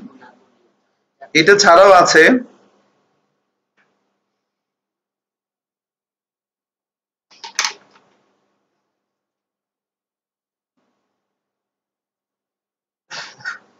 আচ্ছা, এটা ছাড়াও আছে, এই চারটা ছাড়াও অ্যারে টাইপের ডেটা হয়, তারপরে হচ্ছে আপনার অবজেক্ট টাইপের ডেটা হয়। হ্যাঁ, ওগুলো আমরা পরে দেখবো আর কি, বাট লিটারালি এই চার ধরনের ডেটা টাইপ হয় আর কি, ঠিক আছে। হ্যাঁ, তাহলে এই গেট টাইপ ফাংশন একটু আমরা চাইলে মনে রাখতে পারি যে এইটা দিয়ে ডাটা টাইপ গুলো চেক করা যায়, ঠিক আছে। তো এইটা কেন এখানে একটা ব্যাপার আছে, ডাটা টাইপের একটা ব্যাপার আছে, কারণ হচ্ছে যে ইফ ইউ থিঙ্ক দ্যাট যে লাইক ধরেন ইফ ইউ থিঙ্ক দ্যাট যে ধরেন আমরা এভাবে লিখলাম যে দেখেন এখানে ধরেন এভাবে লিখলাম, আপনি ব্যাপারটা অবশ্যই ভালো বলতে পারবেন, লিখলাম দিস জেড ইকুয়াল টু, ধরেন এখানে আমি এটা কেটে দিলাম, জাস্ট ডিক্লেয়ার করে রাখলাম, দিস জেড ইকুয়াল টু লিখলাম this x plus this Y. ধরেন এখানে আছে 100, এখানে আছে ধরেন 50.20, দেখলাম ইকো দিস জেড। এখন আউটপুট কি আসবে বলেন তো? 150.20, তাই না? 150.20 আসবে না নাকি? আউটপুট কি আসছে? 2 আর কি, শূন্যটা নেয় নাই, শূন্য লাগবে না, ধরেন এখানে 25 দিলাম, তাহলে কত আসবে? 100, এটা আসছে না। এখন যদি আমি এরকম করে দিই, এখন কি হবে? হ্যাঁ, এরর হবে না তো, না, দেখেন কি আছে, কনকেট হয়ে যাবে।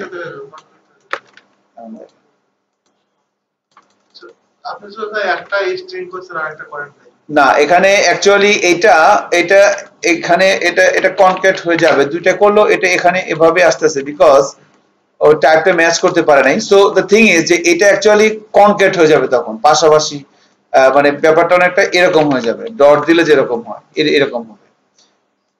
150 কত আসবে? 25। এইটা সে এখানে ডাটা টাইপটা সে কাউন্ট করতে পারতেছে না, মানে এভাবে করলে মানে স্ট্রিং, আর এটা হচ্ছে কি, এটা টাইপটা হচ্ছে কি স্ট্রিং, আর এটা টাইপটা হচ্ছে কি ইন্টিজার, এই দুইটা যোগ হবে না। এখন এটা হচ্ছে, এবার এটা আলটিমেটলি হবে না, যখন আপনি লারাভেলে থাকবেন তখন এটা যোগ হবে না, it creates problem. So data টাইপটা ডিফারেন্ট থাকলে তখন সেটা কি হবে না, প্লাস দিকে যোগ করে না, তখন এটা যোগ হবে না। সেই জন্য মানে ডেটা টাইপটা খুব ইম্পর্টেন্ট, কারণ আপনি কি অপারেশন করতেছেন, দুইটা সংখ্যাকে যোগ করতেছেন বাট যোগ হচ্ছে না, কারণ কি, দুইটা ডেটা টাইপ কি সেম না। এটা আরো ভালো বোঝা যাবে যে ধরেন আমি যদি এরকম করি, ধরেন এখানে লিখলাম হচ্ছে 100, তো একটা অপারেটর আছে নাম হচ্ছে ডাবল ইকুয়াল, এখন লিখে দিলাম, তাহলে x এর ভিতরে কত আছে? 100, y এর ভিতরে কত আছে? 100, কিন্তু x এর টাইপটা কি আর y এর টাইপটা কি? ইন্টিজার। তাহলে এখন লিখলাম এখানে এভাবে করে দিলাম, ধরেন এই লাইনটা আমার লাগবে না, লিখে দিলাম ইকো দিস x সমান সমান দিস কি y। দেখেন আউটপুট কি, এখন ডাবল ইকুয়াল দিছি না, এখন কিন্তু ট্রু আসবে। কি আসছে? 1। পিএইচপি তে ট্রু মানে হচ্ছে 1, আর ফলস মানে হচ্ছে ব্ল্যাঙ্ক, জিরো না, ব্ল্যাঙ্ক, কিছু আসে না। এখন তাহলে ডাবল ইকুয়াল এটা একটা অপারেটর, এই দুইটা ডাটা টাইপ চেক করতে পারে না, ট্রিপল ইকুয়াল চেক করতে পারে। ট্রিপল ইকুয়াল দিলাম, তখন কি হবে? এখন আমার x এবং y দুইটা ভেরিয়েবলের মান সমান, ডেটা টাইপ কি সমান? এখন দেখেন ব্ল্যাঙ্ক আসবে। এখন কি আসছে? ব্ল্যাঙ্ক, বিকজ এই ট্রিপল ইকুয়াল কি করতেছে, দুইটা প্রপার্টির ভিতরে মান এবং ডেটা টাইপ দুইটাই কি করতেছে? কম্পেয়ার করতেছে। শুনছেন না কি বললাম? সো বাই দ্য ওয়ে, আমরা ভেরিয়েবল এবং ডেটা টাইপ নিয়ে কথা বলতে এসে অপারেটর হয়ে গেছিলাম। তো আমার কাছে কথা হচ্ছে তাহলে ভেরিয়েবল কি, মেমরি লোকেশন, অ্যাড্রেস, আর ডেটা টাইপটা কয় ধরনের হচ্ছে? পিএইচপি সাধারণত 4 ধরনের। এখন এই ভেরিয়েবল লিখার পিএইচপি তে 3টা স্ট্যান্ডার্ড রুলস এবং 3টা মেজর রুলস আছে। কি স্ট্যান্ডার্ড রুলস? ভেরিয়েবলের নাম লেখার জন্য 3টা স্ট্যান্ডার্ড রুলস আছে এবং 3টা মেজর রুলস আছে। কথা কি শুনতেছেন? এখন এই মেজর রুলস গুলো যদি আমি ভায়োলেট করি তাহলে সেটা কি হবে?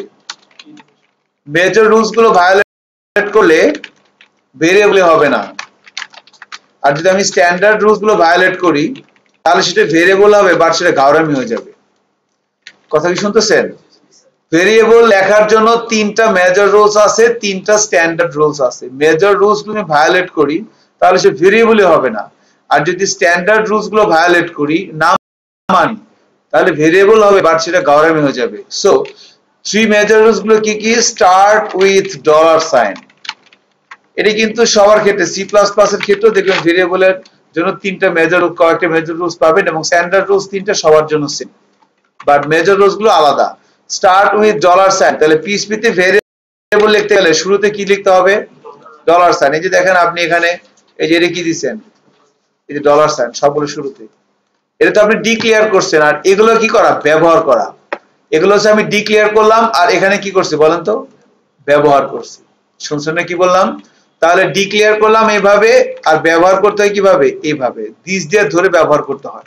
সো ডলার সাইন দিয়ে শুরু করতে হবে। এরপরে ভেরিয়েবলের নাম লেখার জন্য ছোট হাতের যে কোনো লেটার, বড় হাতের যে কোনো লেটার, 0 to 9 এবং আন্ডারস্কোর। কথা কি শুনতেছেন? আমরা এই কয়েকটা জিনিস ব্যবহার করতে পারবো, এর বাইরে কোনো জিনিস ব্যবহার করতে পারবো না। আর হচ্ছে নো নাম্বার ইন ফার্স্ট, মানে কি? শুরুতে কোনো নাম্বার দেওয়া যাবে না। হ্যাঁ,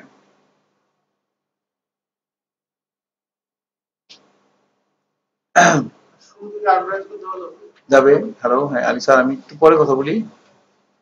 হ্যালো,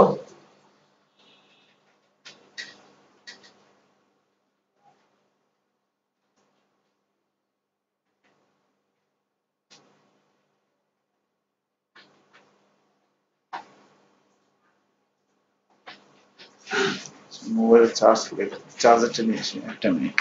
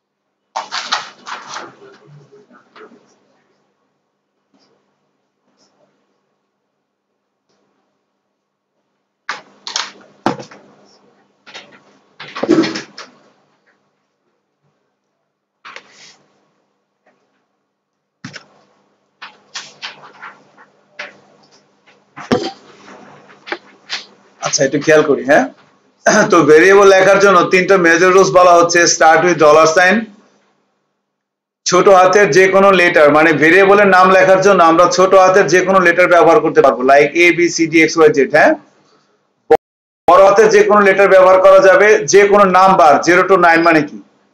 যে কোনো নাম্বার। আর হচ্ছে আন্ডারস্কোর, এর বাইরে কোনো মানে কিছু ব্যবহার করা যাবে না ভেরিয়েবলের নাম লেখার জন্য। আর শুরুতে কোনো কি দেওয়া যাবে না।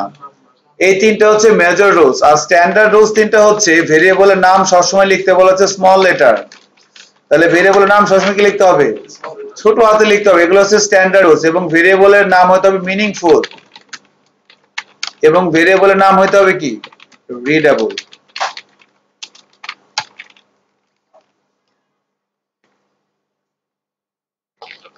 এই তিনটা হচ্ছে কি বলেন তো?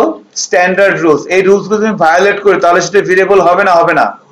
হবে, কিন্তু ভেরিয়েবল হবে, বাট সেটা গাউরামি হয়ে যাবে। বাট আর এই তিনটে যদি আমি না মানি তাহলে কি হবে না? ভেরিয়েবল মেজর রুলস হচ্ছে ম্যান্ডেটরি, মানতেই হবে। তাহলে according to this three rules তাহলে আমরা ভেরিয়েবল লেখার চেষ্টা করি। তাহলে যদি আমি এখানে এভাবে যাই, এই যে অ্যাকচুয়ালি এগুলো তো ভেরিয়েবলে, তাই না? আমি তো এইভাবে যদি লিখি, দেখেন ধরেন লিখলাম পাবলিক ডলার সাইন, ধরেন লিখলাম নেম, এটা ভেরিয়েবল হয়েছে না হয় নাই বলেন তো? ছোট হাতের মানে ছোট হাতের যে ডলার সাইন দিয়ে শুরু করতে হবে, আমি ডলার সাইন দিয়ে শুরু করছি। আচ্ছা, পাবলিক লেখাটা কেন লিখলাম? This is called access modifier. এটার কাজ আমরা দেখবো একটু পরে। হ্যাঁ, অ্যাক্সেস মডিফায়ার, কথা কি শুনতেছেন? ওইটা হচ্ছে অ্যাক্সেস মডিফায়ার। হ্যাঁ,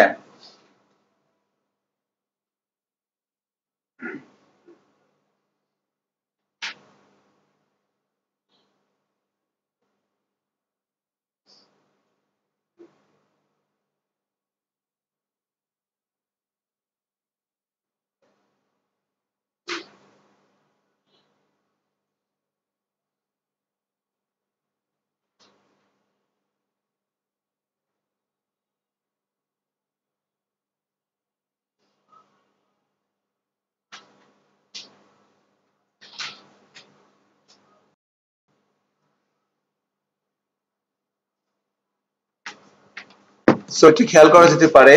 তাহলে দেখেন, পাবলিক কথাটা হচ্ছে এটা just it's a part of object oriented programming syntax, but the real thing is এইটা হচ্ছে কি প্রপার্টি বা ভেরিয়েবল, তাই না? সো শুরু করা হয়েছে কি দিয়া? ডলার সাইন দিয়া। তারপর আমি কি লিখলাম? ছোট হাতের লেটার লিখছি। এবার যদি বড় হাতে লিখি, যেমন ধরেন এটা লিখলাম ডলার সাইন, এভাবে লিখলাম, এটা ভেরিয়েবল হয়েছে না হয় নাই বলেন তো? এটা হয়েছে। এবার বলছে কি ছোট বড় মিক্স করে লেখা যাবে না? যাবে। তাহলে এভাবে লিখলাম NAME, ছোট বড় মিক্স করে, এটা হয়েছে না হয় নাই? এটা হয়েছে। তারপর বললাম নেম 100, এটা ভেরিয়েবল হয়েছে না হয় নাই? হয়েছে। বাট আমি যদি এভাবে লিখি, 100টা আগে লিখি, এটা হয়েছে না হয় নাই বলেন তো? ডলার সাইনের পরে 100 লিখছি, এটা হয়েছে না হয় নাই? এটা এমনি এখান থেকে কি বোঝা যাচ্ছে? এটা হয় নাই, তাই না? তাহলে এই যে নো নাম্বার ইন কি ফার্স্ট, মানে শুরুতে নাম্বার দিয়ে যাবে, তাই না? যাবে না, আপনি আন্দাজ করতে পারবেন। এখন কি হয়েছে না হয় নাই বলেন তো? তাই না? চেহারা দেখে মনে হচ্ছে কি হয়েছে।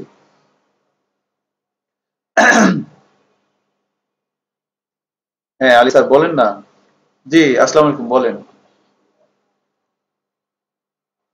হ্যাঁ বিআইটিএমে ছিলাম। আসেন 302 আছি, 302 আছে।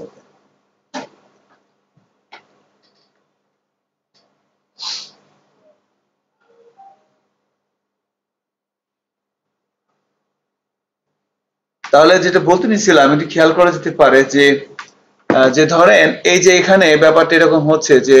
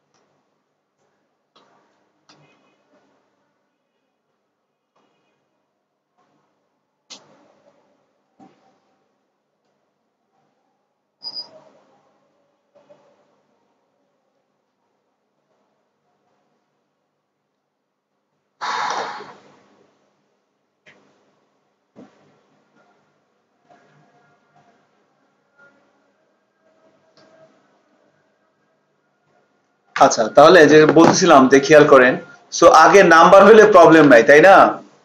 সো এখানে আপনি আন্ডারস্কোর দিতে হবে ম্যাক্সিমাম, ঠিক আছে? সো আন্ডারস্কোর দিলে প্রবলেম, বাট আগে কি শুধু নাম্বার দেওয়া যাবে না। Okay, does it make sense? I think right. So তাহলে আমার এই স্ট্যান্ডার্ড রুলস গুলো দিয়ে আমার জিনিসটা হয়ে গেল, তাই না? আলহামদুলিল্লাহ। তাহলে এভাবে আমরা প্রপার্টি ডিক্লেয়ার করতে পারলাম, ভেরিয়েবল এবং আর স্মার্ট স্ট্যান্ডার্ড রুলস গুলো কি ছিল? Small letter. তার মানে আমরা কি বড় হাতের লিখতে হবে, প্রমোট করে না, ছোট হাতে লিখতে হবে, তাই না? এটাই। শোনেন, আমি একটা কথা বলি, সেটা হচ্ছে যে এই প্রোগ্রামিং এর সবচেয়ে কঠিন কাজ কি জানেন? ভেরিয়েবল ডিক্লেয়ার করা। এমনও হয়েছে 1 মিনিট বসেছিলাম, একটা ভেরিয়েবলের নাম কি তুমি বুঝতেছি না, because it should be meaningful. It should be meaningful, ভেরিয়েবলের নাম মিনিংফুল দেয়। একটা বাচ্চা শিশু জন্মগ্রহণ করার পরে সবচেয়ে কঠিন কাজ কি বলেন? তার নাম দেয়া, তাই না? কত ফকির টকির কাছে যায়, বাবা একটু ফুটু দিয়ে নাম টাম দিয়ে দেন নাকি? সো এই নামকরণ, এই variable is too difficult because if it is not meaningful, then your whole program could be complex. মানে there definitely arise complexity issue. বলতে চাচ্ছিলাম যে ভেরিয়েবলের নাম যদি আমি প্রপারলি না দিতে পারি, দেন ইন ফিউচার আমি নিজেই কনফিউজড হয়ে যাব যে আসলে এটা কি, এর মধ্যে কি আছে। শুনছেন না কি বললাম? That is the thing. So it's very important, এই জন্য এত ক্যাসেস করা হচ্ছে। হ্যাঁ, রিডেবল। তাহলে স্মল লেটার। সো ভেরিয়েবলের নাম আমি কেন বলছি দেখেন, আমাদের বিআই টিম থেকে এই কোর্সগুলো আমাদের টার্গেটটা কি আসলে বলেন তো? আমাদের টার্গেট হচ্ছে আপনার সাথে ফাজলামি করা, তাই না? 36টা ক্লাস মিলে না, আমাদের কাজ হচ্ছে আপনাকে প্রফেশনালিজম ডেভেলপ করা আপনার ভিতরে। কিভাবে আপনি একজন প্রফেশনাল ওয়েব ডেভেলপার হতে পারবেন সেগুলো, সেই প্র্যাকটিস গুলো এখানে করার। আপনি ভাই কোর্সটা করে যেন পয়সা ইনকাম করতে পারেন, এটা আমাদের গোল। আপনার কাছ থেকে 25,000 টাকা নিয়ে আমি ফাজলামি করবো না, আমরা ফাজলামি করতে এখানে বসে নেই। আপনার কাছ থেকে 25,000 টাকা নিচ্ছি, বিনিময়ে আপনি যেন ক্লাস কোর্সটা শেষ করার পরে কোন একটা কোম্পানিতে আপনি আমাদের যে স্কিল এখান থেকে ডেভেলপ হবে সেটা দিয়ে আপনি মিনিমাম 15,000 টাকা দামের জব করতে পারবেন। মিনিমাম, ম্যাক্সিমাম অনেক পারবেন আলহামদুলিল্লাহ। It depends on your skill. 20 হতে পারে, 25 হতে পারে, বাট মিনিমাম মানে সবগুলো কাজে একটা লো স্ট্যান্ডার্ড থাকে। যদি কোনো ছেলে বা কোনো মেয়ে সবগুলো ক্লাস নিয়মিত করে এবং হচ্ছে যে এই বাসায় এগুলো একটু প্র্যাকটিস করে, তাহলে আপনার ভিতরে যে স্কিলটা ডেভেলপ হবে সেটা দিয়ে আপনি মিনিমাম 15,000 টাকা একটা জব শুরু। আমি বলতে পারি ভাই 15,000 টাকা ফাইজলামি করছেন, এটা তো আমি 3 দিন ডেটিং এ গেলে খরচ হয়ে যায়। আই হ্যাভ 4 গার্লফ্রেন্ড, 4 নম্বর লোকে ডেট করে আমার টাকা থাকবে না। তাহলে ঠিক আছে, that is another issue, but the thing is 15,000 টাকা একেবারে কম না ফর স্টার্টিং ইউর, তাই না? এটা আর কি। আন্ডারস্টুড? আমি বলতে পারছি ঠিক মতো, তাই না? সো 15,000 টাকা কিছুই না, but you can start with this value. But এটা শেষ হবে কথা, এটা আল্লাহ জানেন, আপনি জানেন। একজন সফটওয়্যার ইঞ্জিনিয়ার, একজন ওয়েব ডেভেলপার, এটা আসলে সে মাসে কত টাকা ইনকাম করবে এটা ডিপেন্ড করে তার সময়ের উপরে। ফ্রিল্যান্সিং মানে আপনি যদি ডুবে থাকতে পারেন কাজের ভিতরে, আপনি মাসে বহুত টাকা ইনকাম করতে পারবেন। বাট এটার জন্য আপনাকে কাজটা জানতে হবে। তবে আমাদের আসলে হয় কি যে বাংলাদেশ তো, আমরা তো আসলে এটা দেশের দোষ দিয়ে লাভ নাই। হ্যাঁ, আপনি ওয়েবসাইট বানাতে পারলে ফ্রিল্যান্সিং করতে পারবেন না? ঠিক আছে, অবশ্যই পারবেন। আমরা তো আসলে অলস, আমি নিজেও অলস, কাজ করি 1 ঘন্টা 3 ঘন্টা বইয়ের গান শুনি, বুঝছেন না? অলস আমি নিজে, অলস আপনার কি কম। 1 ঘন্টা কাজ করলে 3 ঘন্টা অন্য কাজ করি, অকাম করি। কোথা থেকে আসবে বলেন? হিসাব করে দেখছি দিনে 8 ঘন্টার ভিতরে মনে করেন যে কাজ করার মতো অ্যাটেম্প নেই, দেখা গেছে যে প্রায় 14-15 ঘন্টা, বাট অ্যাকচুয়ালি কাজ হয় কয় ঘন্টা বলেন? তাহলে কিভাবে পয়সা ইনকাম করবো বলেন? আমি আমার কথা বলতেছি, আমি তো লোক ভালো না, আপনি তো লোক ভালো, ঠিক আছে? আপনি হয়তো ভালো করতে পারেন, that is the thing. So তাহলে পাবলিক ডলার এভাবে ভেরিয়েবল গুলো করতে হবে। এখন ভেরিয়েবলের নাম লেখার স্ট্যান্ডার্ড রুলস গুলো কি কি? স্মল, ছোট হাতে লিখতে হবে। তার মানে ভেরিয়েবলের নাম আমরা এভাবে লিখবো, ধরেন নেম, বা ধরেন লিখলাম ফার্স্ট নেম, ধরেন নেমই লিখলাম, নেম তো উপরে লেখা আছে, তাই না? তো ছোট হাতে লিখতে হবে এটা, এগুলো সব ফেলে দিলাম, এটা একটা ভেরিয়েবল। ওকে, স্মল লেটার। মিনিংফুল মানে কি? ধরেন লিখলাম নেম সমান নেম, এখানেও লেখা যাবে নেম সমান লিখলাম 100, এখানে লিখলাম ইকো দিস নেম। আউটপুট কি আসবে বলেন তো এখন? হ্যাঁ, আপনার কমন সেন্স কি বলে? নেমের ভিতরে কত রাখছেন? 100, তাহলে দিস নেম মানে কত আসতে পারে? 100 না? এটা কি মিনিংফুল হয়েছে বলেন তো? তা আপনি যদি 100 লেখেন তাহলে আপনি এখানে অন্য লেখেন প্রাইস লেখেন, অথবা লেখেন কোয়ান্টিটি, অথবা লেখেন যে ভ্যালু, অথবা লেখেন নাম্বার, তাই না? Meaningful amount, right? অ্যামাউন্ট লেখেন। কিন্তু আপনি লিখছেন নেম আর লিখছেন এখানে লিখছেন 100, এটা কি গাওরামি না? হ্যাঁ, আমার কাজ কিন্তু হবে, কিন্তু এটা আপনি পরে আপনি নিজে কনফিউজড হয়ে যাবেন যে আসলে নেমের মধ্যে 100 রাখলাম মানে কি ফাইজলামি নাকি? This is called meaningful. So if you want to মানে ডেটা গুলো নেমের ভিতরে আমি এখানে বিআই টেম লিখলে এটা কি আছে? It's okay. নাম আমি যেখানে লিখি হাবিব, ঠিক আছে, আমি যেখানে লিখি বেসিস তাহলে কি ঠিক আছে না? এগুলো ঠিক আছে। যেখানে লিখি আতিক এগুলো কি ঠিক আছে, বাট আমি যদি এখানে লিখি 100 কাজ হবে, বাট এটা কি হবে? ঠিক হবে না। That should be the thing. So আমি এখানে পিআইটিএম লিখলাম, তাহলে এখন লিখলাম ইকো দিস নেম, কি আসবে আউটপুট? পিআইটিএম চলে আসছে না? That is the thing. আবার এটা হচ্ছে কি মিনিংফুল। আর 3 নাম্বারটা ছিল কি রিডেবল। ধরেন আমি লিখলাম এখানে ফার্স্ট নেম, এভাবে লিখলাম ফার্স্ট নেম, লিখলাম বিআইটিএম, এবার এখানে লিখলাম দিস ফার্স্ট নেম, আউটপুট কি আসবে বলেন তো? বিআইটিএম আসবে না? ভেরিয়েবলে লেখা কি ঠিক আছে? লেখা কিন্তু ঠিক আছে এবং বিআইটিএম আসছে। বা ধরেন আমি এখানে লিখলাম বেসিস, এখন দেখেন আউটপুট কি আসে? আসতেছে বেসিস, আসতেছে না? তাহলে বাট দ্য থিং ইজ এটা সমস্যাটা কি? এটা কি স্মল লেটার হয় নাই? হ্যাঁ, এটা কি মিনিংফুল হয় নাই? ফার্স্ট নেম বেসিস হতেই পারে, এটা কি রিডেবল হয়েছে? রিডেবল হয় নাই কেন? এখানে ওয়ার্ড কয়টা বলেন তো? দুইটা ওয়ার্ড, ফার্স্ট একটা ওয়ার্ড, দুইটা ওয়ার্ড নেই এখানে। দুইটা ওয়ার্ড একসাথে থাকলে আচমকা আমরা তো এটা বুঝতেছি, বাট অন্য কোনো একটা অপরিচিত ওয়ার্ড হয়, বোঝা যাবে না? বোঝা যাবে না। ওই যে আমরা 3 ইডিয়ট দেখছিলাম, মনে আছে না? ওই যে বলে যে এটার মানে কি বলেন, বোর্ডে লিখে দেয় না, কেউ বলতে পারে না, পরে এটা আসলে কিছু না, 3 বন্ধুর নাম, দেখেন নাই? ওইরকম আর কি, যে এরকম থাকলে তত বোঝা যাবে না, এটা তো আমরা বুঝতে পারতেছি কি লেখা। So this is not meaningful. Meaningful করতে হলে দুই ভাবে করা যাবে, একটা হচ্ছে কেউ লেখে এভাবে, কেউ লেখে এভাবে। আইদার দুইটা ওয়ার্ডে মাঝখানে আন্ডারস্কোর দিতে হবে, হাইপেন দেওয়া যাবে না, কিন্তু হাইপেন দিলে হবে না। আইদার আন্ডারস্কোর অথবা কি প্রথমটার ঠিক ছোট থাকবে, পরেরটার প্রথম ওয়ার্ড কি থাকবে? বড়। এখন এইটাও একটা স্ট্যান্ডার্ড, এটা একটা স্ট্যান্ডার্ড, দুটোই ভালো, কোনোটা খারাপ না, দুটোই দরকার আছে, দুটোই লিখতে হবে। এটা একটা স্ট্যান্ডার্ড, এই স্ট্যান্ডার্ডের নাম হচ্ছে জেন্ড। এটা একটা স্ট্যান্ডার্ড, এটার নাম হচ্ছে ক্যামেল কেস। সো এইটা এই দুইটা ওয়ার্ডের মাঝখানে আন্ডারস্কোর দিয়ে লেখা, এটা একটা স্ট্যান্ডার্ড, এর নাম হচ্ছে জেন্ড। আর প্রথমটা ছোট, পরের প্রথম অক্ষর কি হবে? বড়। এটা হচ্ছে কি ক্যামেল কেস। এখন ভেরিয়েবলের নাম লেখার ক্ষেত্রে আমরা বিআইটিএম, লারাভেল এইটা ফলো করে, এইটা সি শার্প, জাভা তো এটা ফলো করে, সি প্লাস প্লাস এই স্ট্যান্ডার্ড ফলো করে। যারা হাই লেভেল ল্যাঙ্গুয়েজ যেগুলা, সেগুলো ভেরিয়েবলের নাম লেখা, শুনেন আপনাকে অনেকগুলো স্ট্যান্ডার্ড ফলো করতে হবে।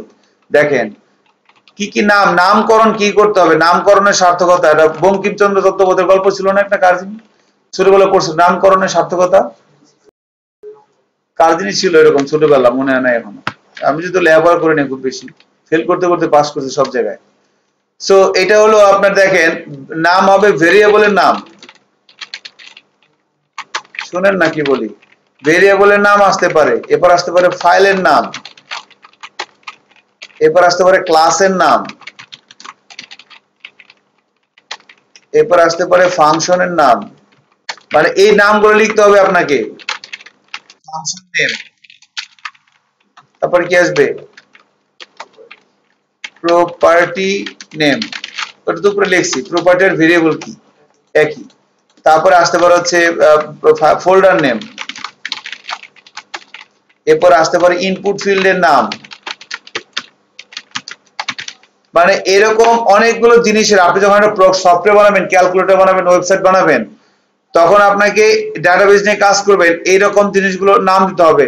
ভেরিয়েবলের নাম, ফাইলের নাম, ক্লাসের নাম, ফাংশনের নাম। এই যে আপনি একটা ক্লাস তৈরি করছেন হ্যালো ওয়ার্ল্ড, এই ক্লাসের নাম কি? হ্যালো ওয়ার্ল্ড, এটার নাম নাম লেখাটা স্ট্যান্ডার্ড আছে না?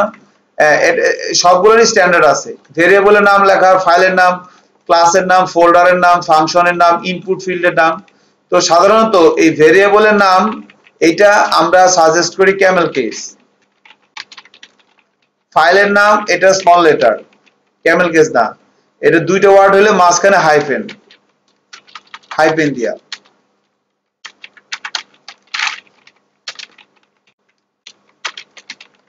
Small plus Camel case, small plus hyphen.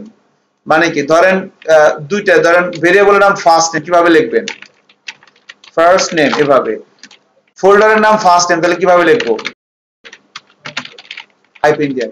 এটা কার ক্ষেত্রে?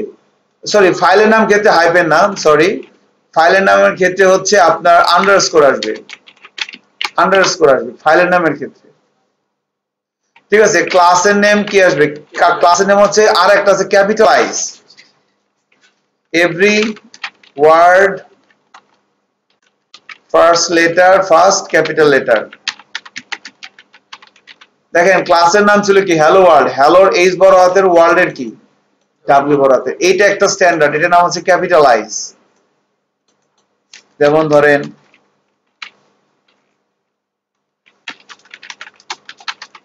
এখানে ওয়ার্ড কয়টা?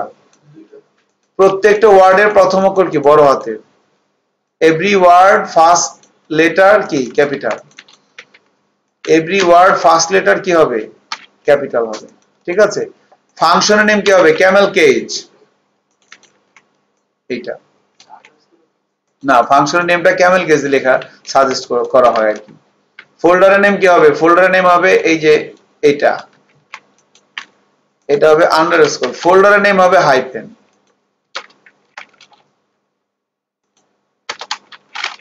স্মল প্লাস আন্ডারস্কোর, এটাকে বলে আন্ডারস্কোর। ওটা খেয়াল করছেন? ফোল্ডারের নেম কি হবে? Small plus hyphen. আর ইনপুট ফিল্ডের নাম কি হবে? ইনপুট ফিল্ডের নাম হবে যেটা, ইনপুট ফিল্ডের নাম আর ফাইলের নাম সেম, স্মল লেটার প্লাস কি আসবে? আন্ডারস্কোর। সো এই যে এখানে মানে কিভাবে আপনি যখন একটা ভেরিয়েবল নেবেন তার নামটা কিভাবে লিখবেন, যখন একটা ফাংশন লিখবেন তার নামটা কিভাবে লিখবেন, সেগুলো কি বলে দিলাম কিন্তু। হ্যাঁ, এখন আপনারা যখন এভাবে লিখবেন না তখন আপনাদের শাস্তি কি হবে বলেন? এতবার চিল্লাচিল্লি করে বলে দেওয়ার পরও কেউ যদি এভাবে ভেরিয়েবলের নাম যদি এমনি না লেখেন, ফাইলের নাম যদি এমনি না লেখেন, ক্লাসের নাম যদি এমনি না লেখেন, ফাংশনের নাম যদি এমনি না লেখেন, ক্যামেল কেস, ধরেন ফাংশনের নাম হচ্ছে ধরেন লাইক হ্যালো ওয়ার্ল্ড, তাহলে কিভাবে লিখবেন বলেন তো? হ্যালোর এইচ বড় হাতের, ওয়ার্ল্ডের কি? ছোট হাতের। ওয়ার্ল্ডের ডাব্লিউটা বড় হাতের, তাই না? বা ওই যে ফার্স্ট নেম যদি হয়, এই যে ভেরিয়েবলের নাম যদি ফার্স্ট নেম হয় তাহলে কি লিখবেন? First name. ফার্স্টের ছোট হাতের, পরের যত ওয়ার্ড থাকবে প্রত্যেকটার প্রথম লেটারটা শুধু কি আসবে? বড়। ফাংশনের নাম এভাবে লিখতে হবে, ভেরিয়েবলের নাম এভাবে লিখতে হবে। ফোল্ডারের নাম হলে আবার হাইফেন দিয়া, আবার ক্লাসের নাম হলে কি? ক্যাপিটালাইজ। আর যদি ইনপুট ফিল্ডের নাম হয় সেটা হবে কি? আন্ডারস্কোর। ফাইলের নাম কি হবে? আন্ডারস্কোর। এই স্ট্যান্ডার্ড আমার বানানো, তাই না? না, এটা যারা বুজুর্গ ব্যক্তি তারা বানানো, যারা তরল ব্যবহৃত থাকে। আমরা তো সাধারণ মানুষ কঠিন পদার্থ খাই। যারা বুজুর্গ ব্যক্তি অল টাইম তরল ব্যবহৃত থাকে তারা এইভাবে লেখে আর কি।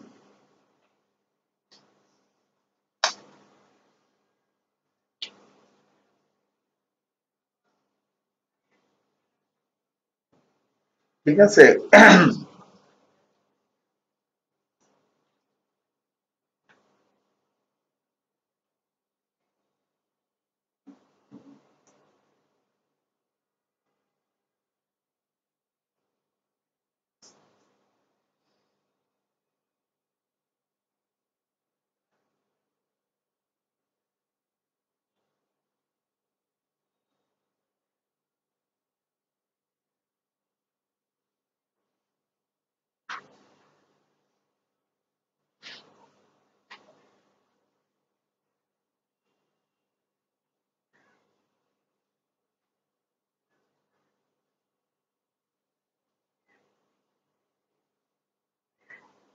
আচ্ছা, তাহলে এটা হয়েছে কিনা দেখেন। সো তাহলে আমরা ভেরিয়েবলের নাম,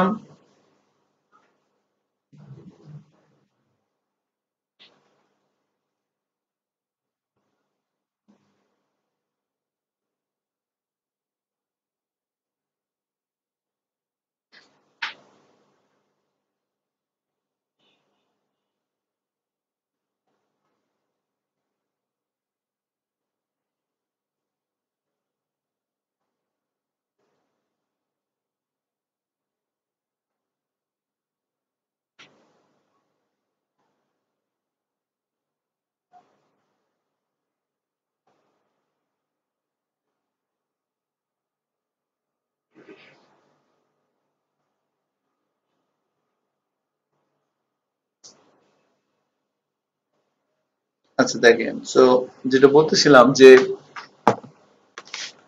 ভেরিয়েবলের নাম, ফোল্ডারের নাম, ফাইলের নাম কিভাবে আমরা লিখবো সেটা বলা হচ্ছিল, তাই না? নাইস। তো ভেরিয়েবল এবং ডেটা টাইপ নিয়ে আমরা মোটামুটি কাজ করলাম। এখন আমরা কাজ করবো হচ্ছে অপারেটর নিয়ে। এখানে ছোট্ট একটা ব্যাপার আছে। দেখেন, ধরেন ফার্স্ট নেম একটা ভেরিয়েবল লিখলাম, নাম হচ্ছে বেসিস। আর একটা ভেরিয়েবল নেই, ধরেন লাস্ট নেম। একটু খেয়াল করবো আমরা, হ্যাঁ, আমরা মোটামুটি 8:40-এর দিকে ছেড়ে দিব আজকে। লাস্ট নেম আর একটা ভেরিয়েবল এখানে লিখলাম, ধরেন বিআইটেম। একটু খেয়াল করেন, একটা ভেরিয়েবল হচ্ছে ফার্স্ট নেম, তার ভিতরে রাখছি হচ্ছে কি বেসিস, আর একটা ভেরিয়েবল লাস্ট নেম, তার ভিতরে কি রাখলাম বিআইটি। এখন আমি দুইটাকে একসাথে দেখবো এখানে, হ্যাঁ, ফার্স্ট নেম লিখলাম, কি আসে দেখেন তো, বেসিস। এখন দুইটাকে আমি একসাথে লিখবো, বাট আলাদা আলাদা করে, এমনি না একসাথে, মানে ইকো করলাম একবার ফার্স্ট নেম, আবার ইকো করলাম লাস্ট নেম, আসবে না এভাবে? আসছে কিন্তু, বাট আমি এভাবে দুইবার লিখবো না, আমি একবার লিখবো। তাহলে ফার্স্ট নেমের পরে যদি আবার এখানে এটা লিখে দেই স্পেস দিয়া দিস লাস্ট নেম, তাহলে হবে কিনা? এভাবে লিখে দিলাম, প্রথমে লিখলাম দিস ফার্স্ট নেম, তারপর একটা স্পেস দিয়ে লিখে দিলাম দিস লাস্ট নেম। দেখি হয় কিনা। কি মনে হয়, হবে? মনে হয় হবে না আর কি, হবে না, সিনট্যাক্স এরর, লিখতে ভুল করছেন। গুড। তাহলে একজন বলছে আন্ডারস্কোর, আন্ডারস্কোর দিলে তো মনে আরো ইনালিলা হবে।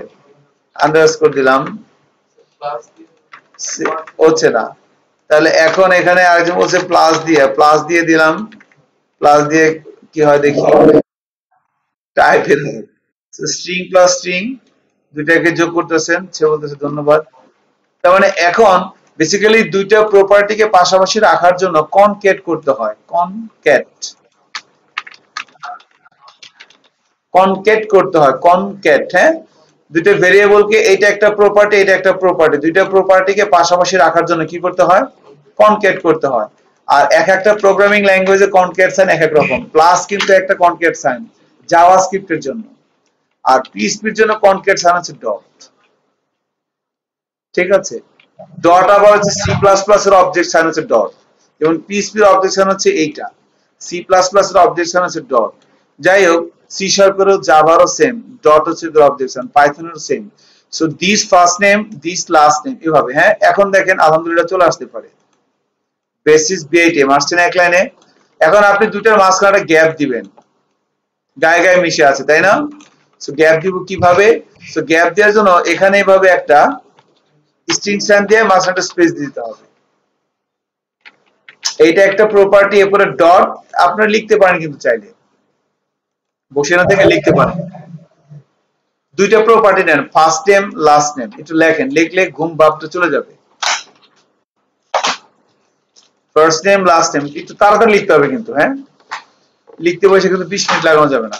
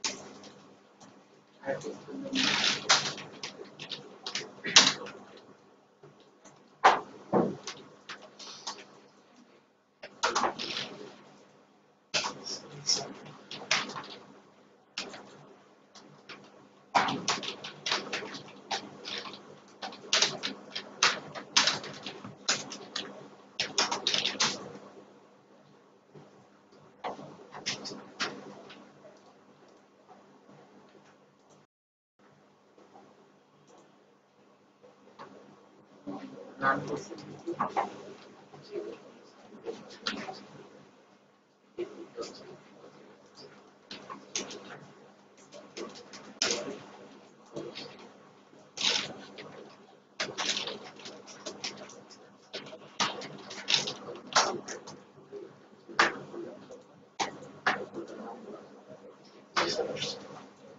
আসে না? দেখেন এই যে ডট দিয়ে মাঝখানে একটা স্পেস দিয়ে দিলাম, এটার কারণে কি হবে? এটার কারণে হচ্ছে আমার একটা কি আসলো, দেখেন এখন মাঝখানে একটা স্পেস চলে আসছে না বেসিস ভেরিয়েবলের মাঝখানে। ধরেন আমি এখানে লিখলাম হচ্ছে, ধরেন লিখলাম রফিক, এখানে লিখলাম খান।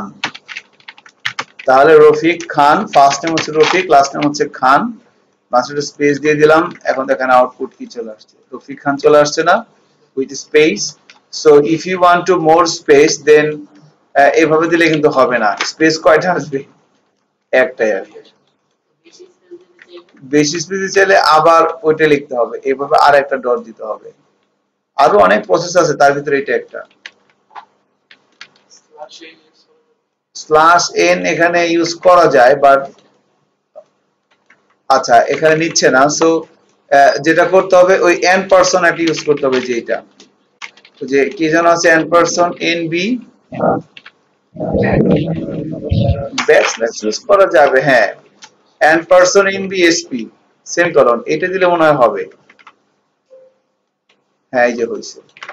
সো এইটা দিয়ে আপনি আর কি একাধিক দিতে পারবেন। তাহলে নিউ লাইন যদি অন্য লাইনে থেকে ওটা আমরা এইচটিএমএল এর ট্যাগ ইউজ করব, ব্যাক স্ল্যাশ এন দিয়েও করা যায়, এখানে আমি নিউ বিআর ট্যাগ ইউজ করা যাবে, এইচটিএমএল ট্যাগ লাইন ব্রেক এটা দিলে হবে। এই যে চলে আসছে, ঠিক আছে। সো আমরা এগুলো দেখবো আর কি। যাই হোক, একাধিক স্পেস, মাল্টিপল স্পেস বা সিঙ্গেল স্পেস আমরা মেনটেন করতে পারবো, ঠিক আছে, ফাইন। তাহলে এখন আমাদের পরবর্তী কাজ হচ্ছে যে আমরা, জি কারো কোনো আপনাদের ওরা কই,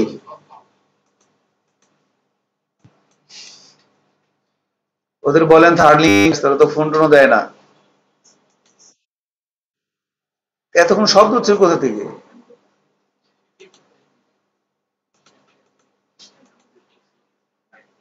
আপনি একটু হোয়াটসঅ্যাপ গ্রুপে বলে দেন যে আপনারা থার্ড লিঙ্কে আসেন।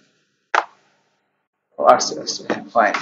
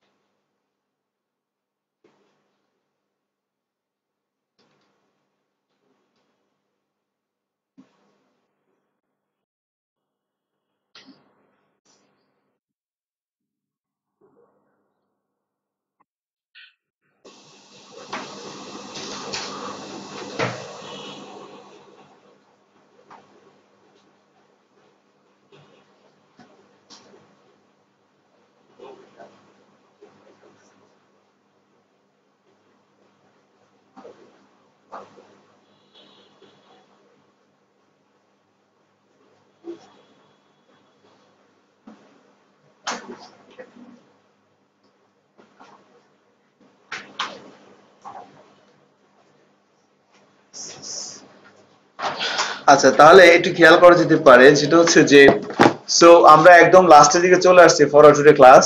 সো তাহলে এইভাবে আমরা ভেরিয়েবল গুলোকে ডিক্লেয়ার করতে পারবো, ঠিক আছে না?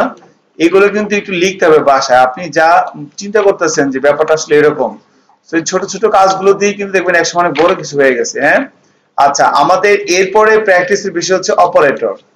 সো আমরা আমাদের নেক্সট ক্লাস আছে কি বার? সোমবার না? সো আমরা আজকে বৃহস্পতিবার নেক্সট ক্লাস। ওকে, ফাইন। সো আমাদের অপারেটর নিয়ে আমরা এখন কাজ করব। সো ভেরিয়েবল নিয়ে মোটামুটি এতটুকু নিয়ে আর কি আপাতত। সামনে আমরা আরো আমাদের প্রয়োজনীয় ভেরিয়েবল নিয়ে কাজ করব। তাহলে ভেরিয়েবল কি, memory location, address, data type দেখলাম, এবং দুটো ভেরিয়েবল কিভাবে পাশাপাশি লেখে সেটা দেখলাম। ডট দিয়ে কনক্যাট করতে হয়, তাই না? ডট দিয়ে কি করতে হয়? কনক্যাট করতে হয় দুইটা ভেরিয়েবল পাশাপাশি লেখার জন্য। আর এভাবে স্ট্রিং দিয়ে আমরা স্পেস দিতে পারি, এই হচ্ছে ভেরিয়েবল। আচ্ছা, এরপরে আমাদের বেসিক সিনট্যাক্সের ভিতরে ছিল অপারেটর। সো অপারেটর কি? অপারেটর হচ্ছে বেসিক্যালি কিছু সিনট্যাক্স, রাইট? সো সাম সিনট্যাক্স, অপারেটর হচ্ছে কিছু সিনট্যাক্স যেগুলো দিয়ে আমরা বিভিন্ন ধরনের টাস্ক এক্সিকিউট করব। আপনি যখন আমরা যখন কোনো একটা প্রোগ্রাম তৈরি করি, তখন বিভিন্ন ধরনের টাস্ক এক্সিকিউট করার জন্য আমরা কি ব্যবহার করি? অপারেটর। শুনছেন না কি বললাম? আমরা যখন প্রোগ্রাম তৈরি করব, তখন বিভিন্ন ধরনের অপারেশন এক্সিকিউট করার জন্য আমরা অপারেটর ব্যবহার করতে থাকবো। বিভিন্ন ধরনের অপারেশন বলতে ধরেন দুইটা সংখ্যা কোনটা বড় কোনটা ছোট চেক করবেন, কেমনে করবে? কি লাগবে? অপারেটর। দুইটা সংখ্যা যোগ করবেন, কি লাগবে? অপারেটর। সো একটা জিনিস আর একটা জায়গায় রাখবেন, কি লাগবে? অপারেটর। সো মানে এই ধরনের কাজ যে কোনো মানে করার জন্য আমাদের এই অপারেটর হেল্প লাগে, ঠিক আছে? সো অপারেটরকে আমরা আমাদের প্র্যাকটিসের সুবিধার্থে 4 ভাগে ভাগ করে প্র্যাকটিস করব। বাট অপারেটর কিন্তু 4 প্রকার না। হ্যাঁ, অ্যারিথমেটিক অপারেটর গুলো আমরা প্রথমে প্র্যাকটিস করব। অ্যারিথমেটিক অপারেটর কোনগুলো? এই যে plus, minus, multiplication, division, reminder এবং এবং এটা আর কি, যোগ, বিয়োগ, গুণ, ভাগ, ভাগশেষ। আরেকটা হচ্ছে প্লাস প্লাস, মাইনাস মাইনাস, এবং আরেকটা হচ্ছে নেগেশন। এটা হচ্ছে অ্যারিথমেটিক অপারেটর। এরপর আমরা দেখব হচ্ছে assignment. Equal, plus equal, minus equal, multiplication equal, division equal, reminder equal এবং ডট ইকুয়াল। এটা হচ্ছে অ্যাসাইনমেন্ট অপারেটর। এরপর হচ্ছে কন্ডিশনাল। আপনাদের কি এগুলো মুখস্থ করা লাগবে, তাই না? না, আপনি এখানে লেখেন, যা লেখা হচ্ছে এখানে লিখতে থাকেন, লিখতে লিখতে। ঠিক আছে, কয় লোকমা ভাত খাইলে আপনার পেট ভরে, এটা লিখে রাখছেন কোথায় বলেন? কেন লেখেন নাই? কাউন্ট করবেন, এই 20 লোকমা ভাত খেলে আমার পেট ভরে যায়। কয় লোক? ইনশাআল্লাহ, তাই না? জি না, 1 ঘন্টা লেট করা যাবে না। এটা গত ক্লাস থেকে আমরা একদম জাস্ট শর্টে শুরু করব। আমি এখানে কখন ছিলাম বলেন? আমি এখানে, আমার তো যাওয়ার কোনো জায়গা নাই, ঠিক আছে? এনে বইতে সারাদিন কোনো কাম কাজ নেই, বেকার মানুষ, কি করবো?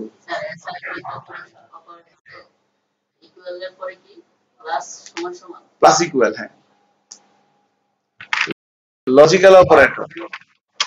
জি, বুঝি নাই, সরি, আবার বলেন। অনলাইন বাসী বলেন।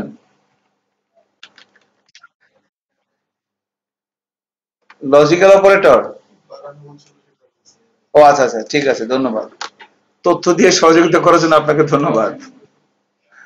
ঠিক আছে, বাট আমরা কিন্তু মানে আমাদের কোর কয়েকজন প্লেয়ারকে পাচ্ছে না। এখানে 2 জন বসতো, রিহাম আর রিহামের সাথে একটা ছেলে বসতো। কারা কারা আসেন একটু নোট করতে হবে, তাদেরকে কালকে ফোন দিতে হবে যে আপনারা যে আসতেছেন না, আপনার কি মনে হয় যে এগুলো ইনফরমেটিভ ছিল না আজকে?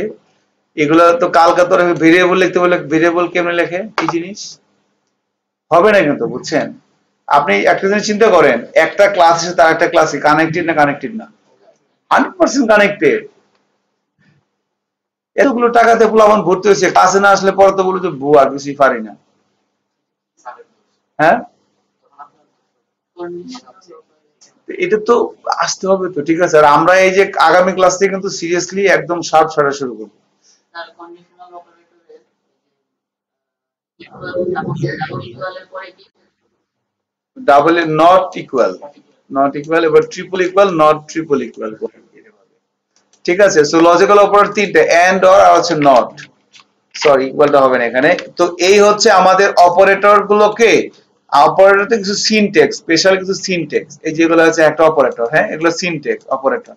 তো অপারেটর গুলোকে আমরা চারটা ভাগে ভাগ করে প্র্যাকটিস করব, বাট অপারেটর কিন্তু চার প্রকার না। আমরা আজকে অ্যারিথমেটিক অপারেটর দিয়ে শেষ করে দেবো আজকে ক্লাসটা। অ্যারিথমেটিক এই কয়টা দেখবো, এগুলো আগামী ক্লাসে দেখবো। যোগ, বিয়োগ, গুণ, ভাগ, ভাগশেষ। তো আমরা একটা কাজ করি, আমরা আমাদের ইয়েতে আসি, প্রোগ্রামে আসি। দুইটা প্রপার্টি নেন, পাবলিক এক্স, পাবলিক ওয়াই।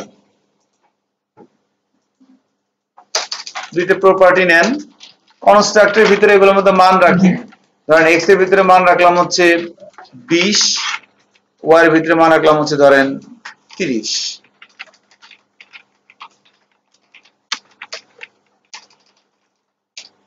কনস্ট্রাক্টরের ভিতরে রাখতে পারেন বা অন্য যে কোনো জায়গায় রাখতে পারেন, কোনো সমস্যা নাই।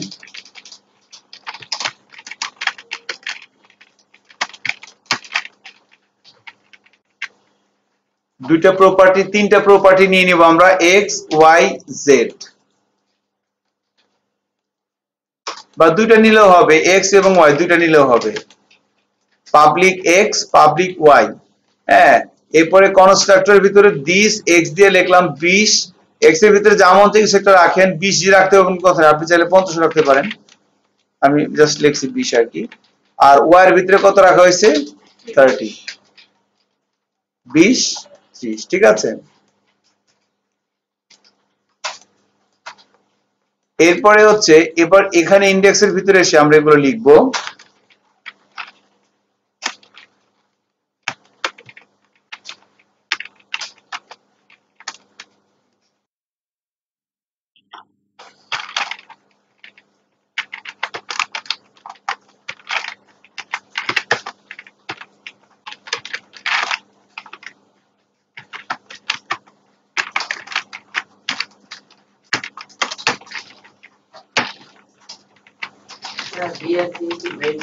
লাইন ব্রেক, হ্যাঁ এটা একটা এইচটিএমএল এর ট্যাগ। আমরা এখানে স্ল্যাশ এন ব্যবহার করতেছি না, বিআরটাই বেশি ইউজ করে, প্র্যাকটিসটা ভালো আর কি।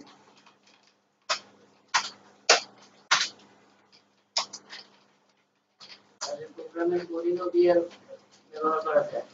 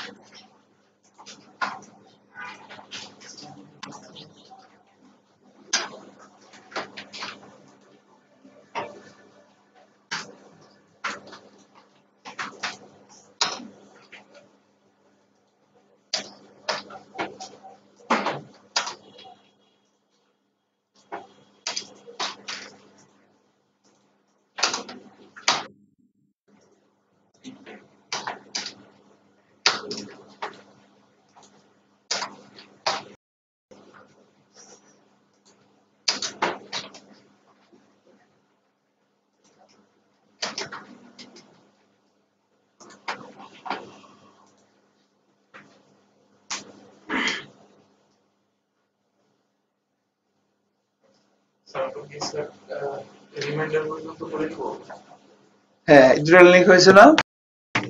এরপরে দেখেন এই দুটো লাইন জাস্ট কপি করে তার নিচে পেস্ট করে দিলাম এভাবে। হ্যাঁ এবার যোগের জায়গায় দেন বিয়োগ, এখানে দেন হচ্ছে গুণ, এখানে দেন হচ্ছে ভাগ। দেখেন কি হয়, ভাগ, এরপর এখানে দেবো আমরা ভাগ শেষ। হ্যাঁ আমরা জাস্ট এই কয়েকটা দিলাম। ভার্সেস কি পার্সেন্টেজ দিয়ে করতে? জি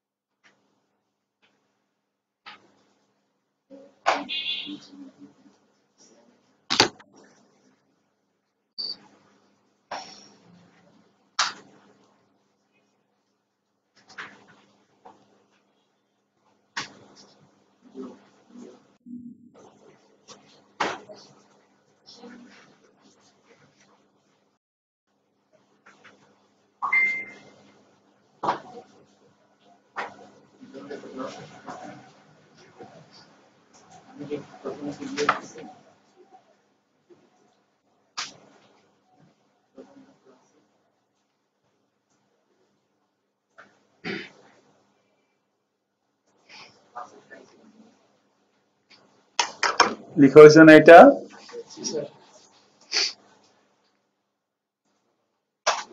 রানের সরাসরি রেজাল্ট উল্টে আসছে।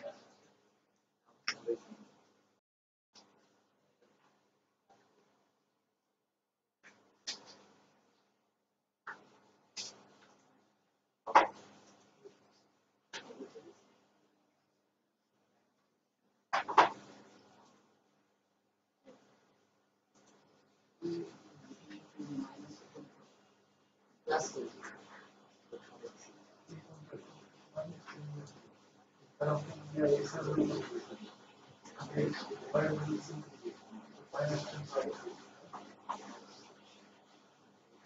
সো এটা লেখা হয়েছে মনে হয়, তাই না? দেখেন এই জায়গাটাতে হচ্ছে যে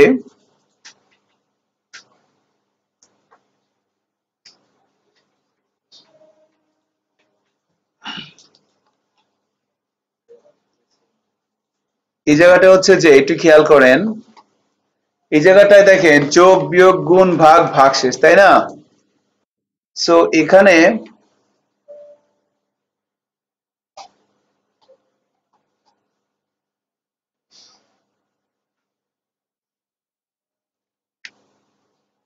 তো এই জায়গাটায় দেখেন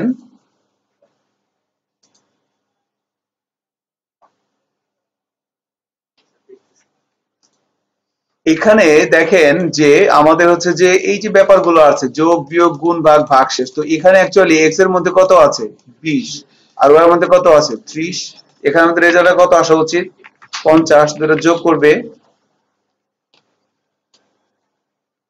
আর এখানে কত আসবে এক্স এর মধ্যে কত আছে, এখানে কত আসতে পারে বলেন তো -10।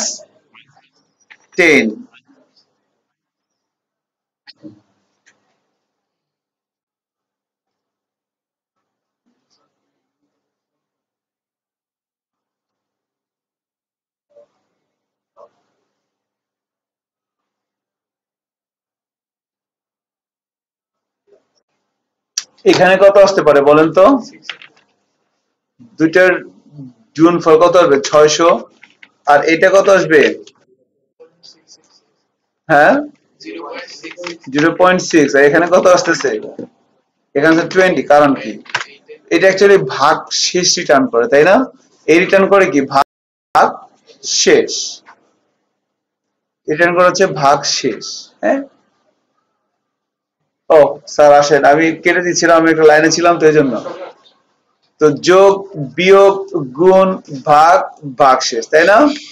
তাহলে অ্যাকচুয়ালি এই লাস্টেরটা এটা রিটার্ন করে ভাগশেষ। এখন এই জিনিসটা একটু খেয়াল করেন, এই জিনিসটা একটু বলে দেই। ধরেন আমি যদি এখানে এইভাবে লিখতাম 30 লিখতাম, তাই কি হতো, তাহলে এখানে কত আসতো 60, এখানে কত আসতো 0, এখানে কত আসতো 900, এখানে কত আসতো 1 আর এখানে কত আসতো 0, তাই না নাকি? এইভাবে জিনিসগুলো আসতো। দেখেন 600, কারণ এই জিনিসটা ব্যাপারটা কি দেখেন, এখানে যখন 20 দিলাম তখন আমার রেজাল্টটা চেঞ্জ হয়ে এখানে কেন আসলো হচ্ছে 20, দ্যাট ইজ দ্য থিং। এখানে ব্যাপারটা হচ্ছে যে যে ওই যে আমাদের এই ক্যালকুলেশনটা একটু দেখে রাখেন, কারণ এটা কাজে লাগতে পারে। যে আমাদের হচ্ছে যে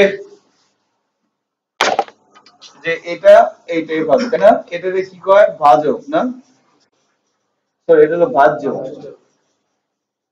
এটা হলো ভাগফল, এটা হচ্ছে ভাগশেষ আর এটা হলো ভাজক, না? হ্যাঁ, এখন যখন আমি লিখলাম x এর ভিতরে আছে হলো 20 আর y এর ভিতরে আছে হচ্ছে 30। এবার লিখলাম x mod y, কারণ এটা লিখলাম x / y, এটা মানে এটা হচ্ছে যেটা এটা হচ্ছে এইটা, তাই না? x কে y দিয়ে ভাগ করলে ভাগফল এটা কি রিটার্ন করে? ভাগফল, তাই না? এটা কি রিটার্ন করে? এটা রিটার্ন করে কি? ভাগফল না ভাগশেষ? ভাগফল। এই রিটার্ন করে হচ্ছে মানে এটা একটা অপারেটর, রিটার্ন করে ভাগফল। এখন যখন আমি এভাবে লিখলাম x mod y, x এর মধ্যে কত আছে? তাহলে এটা এই 20 এই 20 কোথায় বসবে? এখানে না এখানে? হ্যাঁ, x mod y এটা মানে হলো x কে y দিয়ে ভাগ করতে হবে, তাই না? এটাকে এটা দিয়ে ভাগ করতে হবে। তাহলে ভাগ করতে হবে কাকে? x কে, 20 কে। হ্যাঁ, তাহলে এটা ঢুকবে কোথায়? এখানে। আর এটা ঢুকবে কোথায়? এখানে। তাহলে 30 রে কি 20 দিয়ে ভাগ যায়? মানে 20 থেকে 30 দিয়ে ভাগ যায়। আমার লাগবে কি? ভাগফল। ভাগফল যখন লাগবে তখন ভাগ না গেলে জোর করে একটা শূন্য দিয়ে কেনতে হবে, শূন্য। তারপরে এর কত? 30 6 কত হবে? সরি 30 এখানে কত হবে? 6 180 কত থাকে? 20। আবার এভাবে করছি 80 থাকবে, তাই না? এটা হচ্ছে ফ্যাক্ট। তার মানে ভাগফল আমি একটা আনতে পারতেছি। আর যখন আমি এটা লিখলাম এইভাবে লিখলাম 30 এভাবে লিখলাম, এই মডিউলাস কি রিটার্ন করে? ভাগফল নাকি ভাগশেষ? ওই রিটার্ন করে হচ্ছে ভাগশেষ, তাই না? এই রিটার্ন করে কি? ভাগফল। আর এই রিটার্ন করে কি? ভাগশেষ। মডিউলাস বলে এটাকে। তাহলে এই ভাগশেষ যখন যাচ্ছে তাহলে আমি লিখলাম x y, x ভাজ্য এখানে আসবে। তাহলে 20 রে 30 দিয়ে ভাগ করলে 20 কে 30 দিয়ে ভাগ করলে ভাগশেষ কি আসবে? এখন 20 কে 30 দিয়ে ভাগ যায়? ভাগ যায় না। আপনার কি লাগবে? ভাগফল লাগবে না ভাগশেষ লাগবে? যখন ভাগ যায় না, যদি ভাগশেষ দরকার হয় তাহলে যেটা সেইটাই কি? ওটাই ভাগশেষ। শুনছেন না? যখন আমার ভাগশেষ দরকার হয়, যদি ভাগ না যায় তাহলে যেটা আছে ওটাই কি? ভাগশেষ। আর আমার যদি দরকার হয় ভাগফল, এরপর যদি আমাদের ভাগ না যায় তখন আমার কি করতে হবে? তখন দশমিক দিয়ে শূন্য এনে জোর করে ভাগ দিতে হবে, নাকি? তো এই মোটামুটি আমাদের ছিল আর কি। দেখেন আমি কি বলতে পারছি জিনিসটা ঠিক মতো? দেখেন এখানে যাই, তো আলোচনা খুবই সামান্য, যে -10 600 দেখছেন কিভাবে আসছে 20 50। হ্যাঁ, that is the thing. So আমরা কিন্তু রেজাল্টটা স্যার একটু উপরে নিচে আসছে। উপর নিচে, ক্লাসটা তো আগে দিয়েছি। এটা হচ্ছে একটা বিয়ারের কারণে। শুরুতে একটা বিয়ার দিয়ে দেন, শুরুতে একটা বিয়ার দিয়ে দেন। This is the problem of browser. Browser encoding এ একটু প্রবলেম না, এটা ওর ক্যারেক্টারিস্টিক্স এরকম আর কি। আপনি শুরুতে একটা বিয়ার দিয়ে দেন, দেখেন এখন কি আসছে 50 10 600, এটা লাস্টে 20, ঠিক আছে না? তা আমি যদি এখানে মনে করেন দিয়ে দেই হচ্ছে, এখান দিয়ে দিলাম মনে করেন, ধরেন এখানে দিলাম যে লাইক 40, এখানে দিলাম 20, এখন কত কত আসবে আউটপুট? এখানে কত আসবে? 60। এখানে কত আসবে বলেন তো? 20। এখানে 800, এখানে 2, আর এখানে 0 আসবে। কারণ এইটা দিয়ে ভাগ করলে x এর মধ্যে কত আছে? 40। 40 রে 20 দিয়ে ভাগ করলে ভাগশেষ কত হয়? 0। 20 যখন 40 0, 60 20 802 0, 60 20 802 কত? 0, ঠিক আছে না? So this is the thing actually. Now তো আমরা মনে হয় যে ব্যাপারটা মোটামুটি শেপে আসছে। তো আমরা আগামী ক্লাসে যেটা করব সেটা হচ্ছে এই বাকি অপারেটর গুলো প্র্যাকটিস করে আমরা স্টেটমেন্টে ঢুকবো। আগামী ক্লাসে আমাদের অপারেটর এবং স্টেটমেন্টে শেষ করতে হবে। এরপরে ক্লাসে আমরা অ্যারেতে যাব। অ্যারেতে যাওয়ার পরে হচ্ছে আমরা আস্তে আস্তে এই HTML CSS বুটস্ট্র্যাপের দিকে ঢুকবো, ডিজাইনের দিকে যাবো আস্তে আস্তে। Thank you. হ্যাঁ, আজকে এতটুকুই।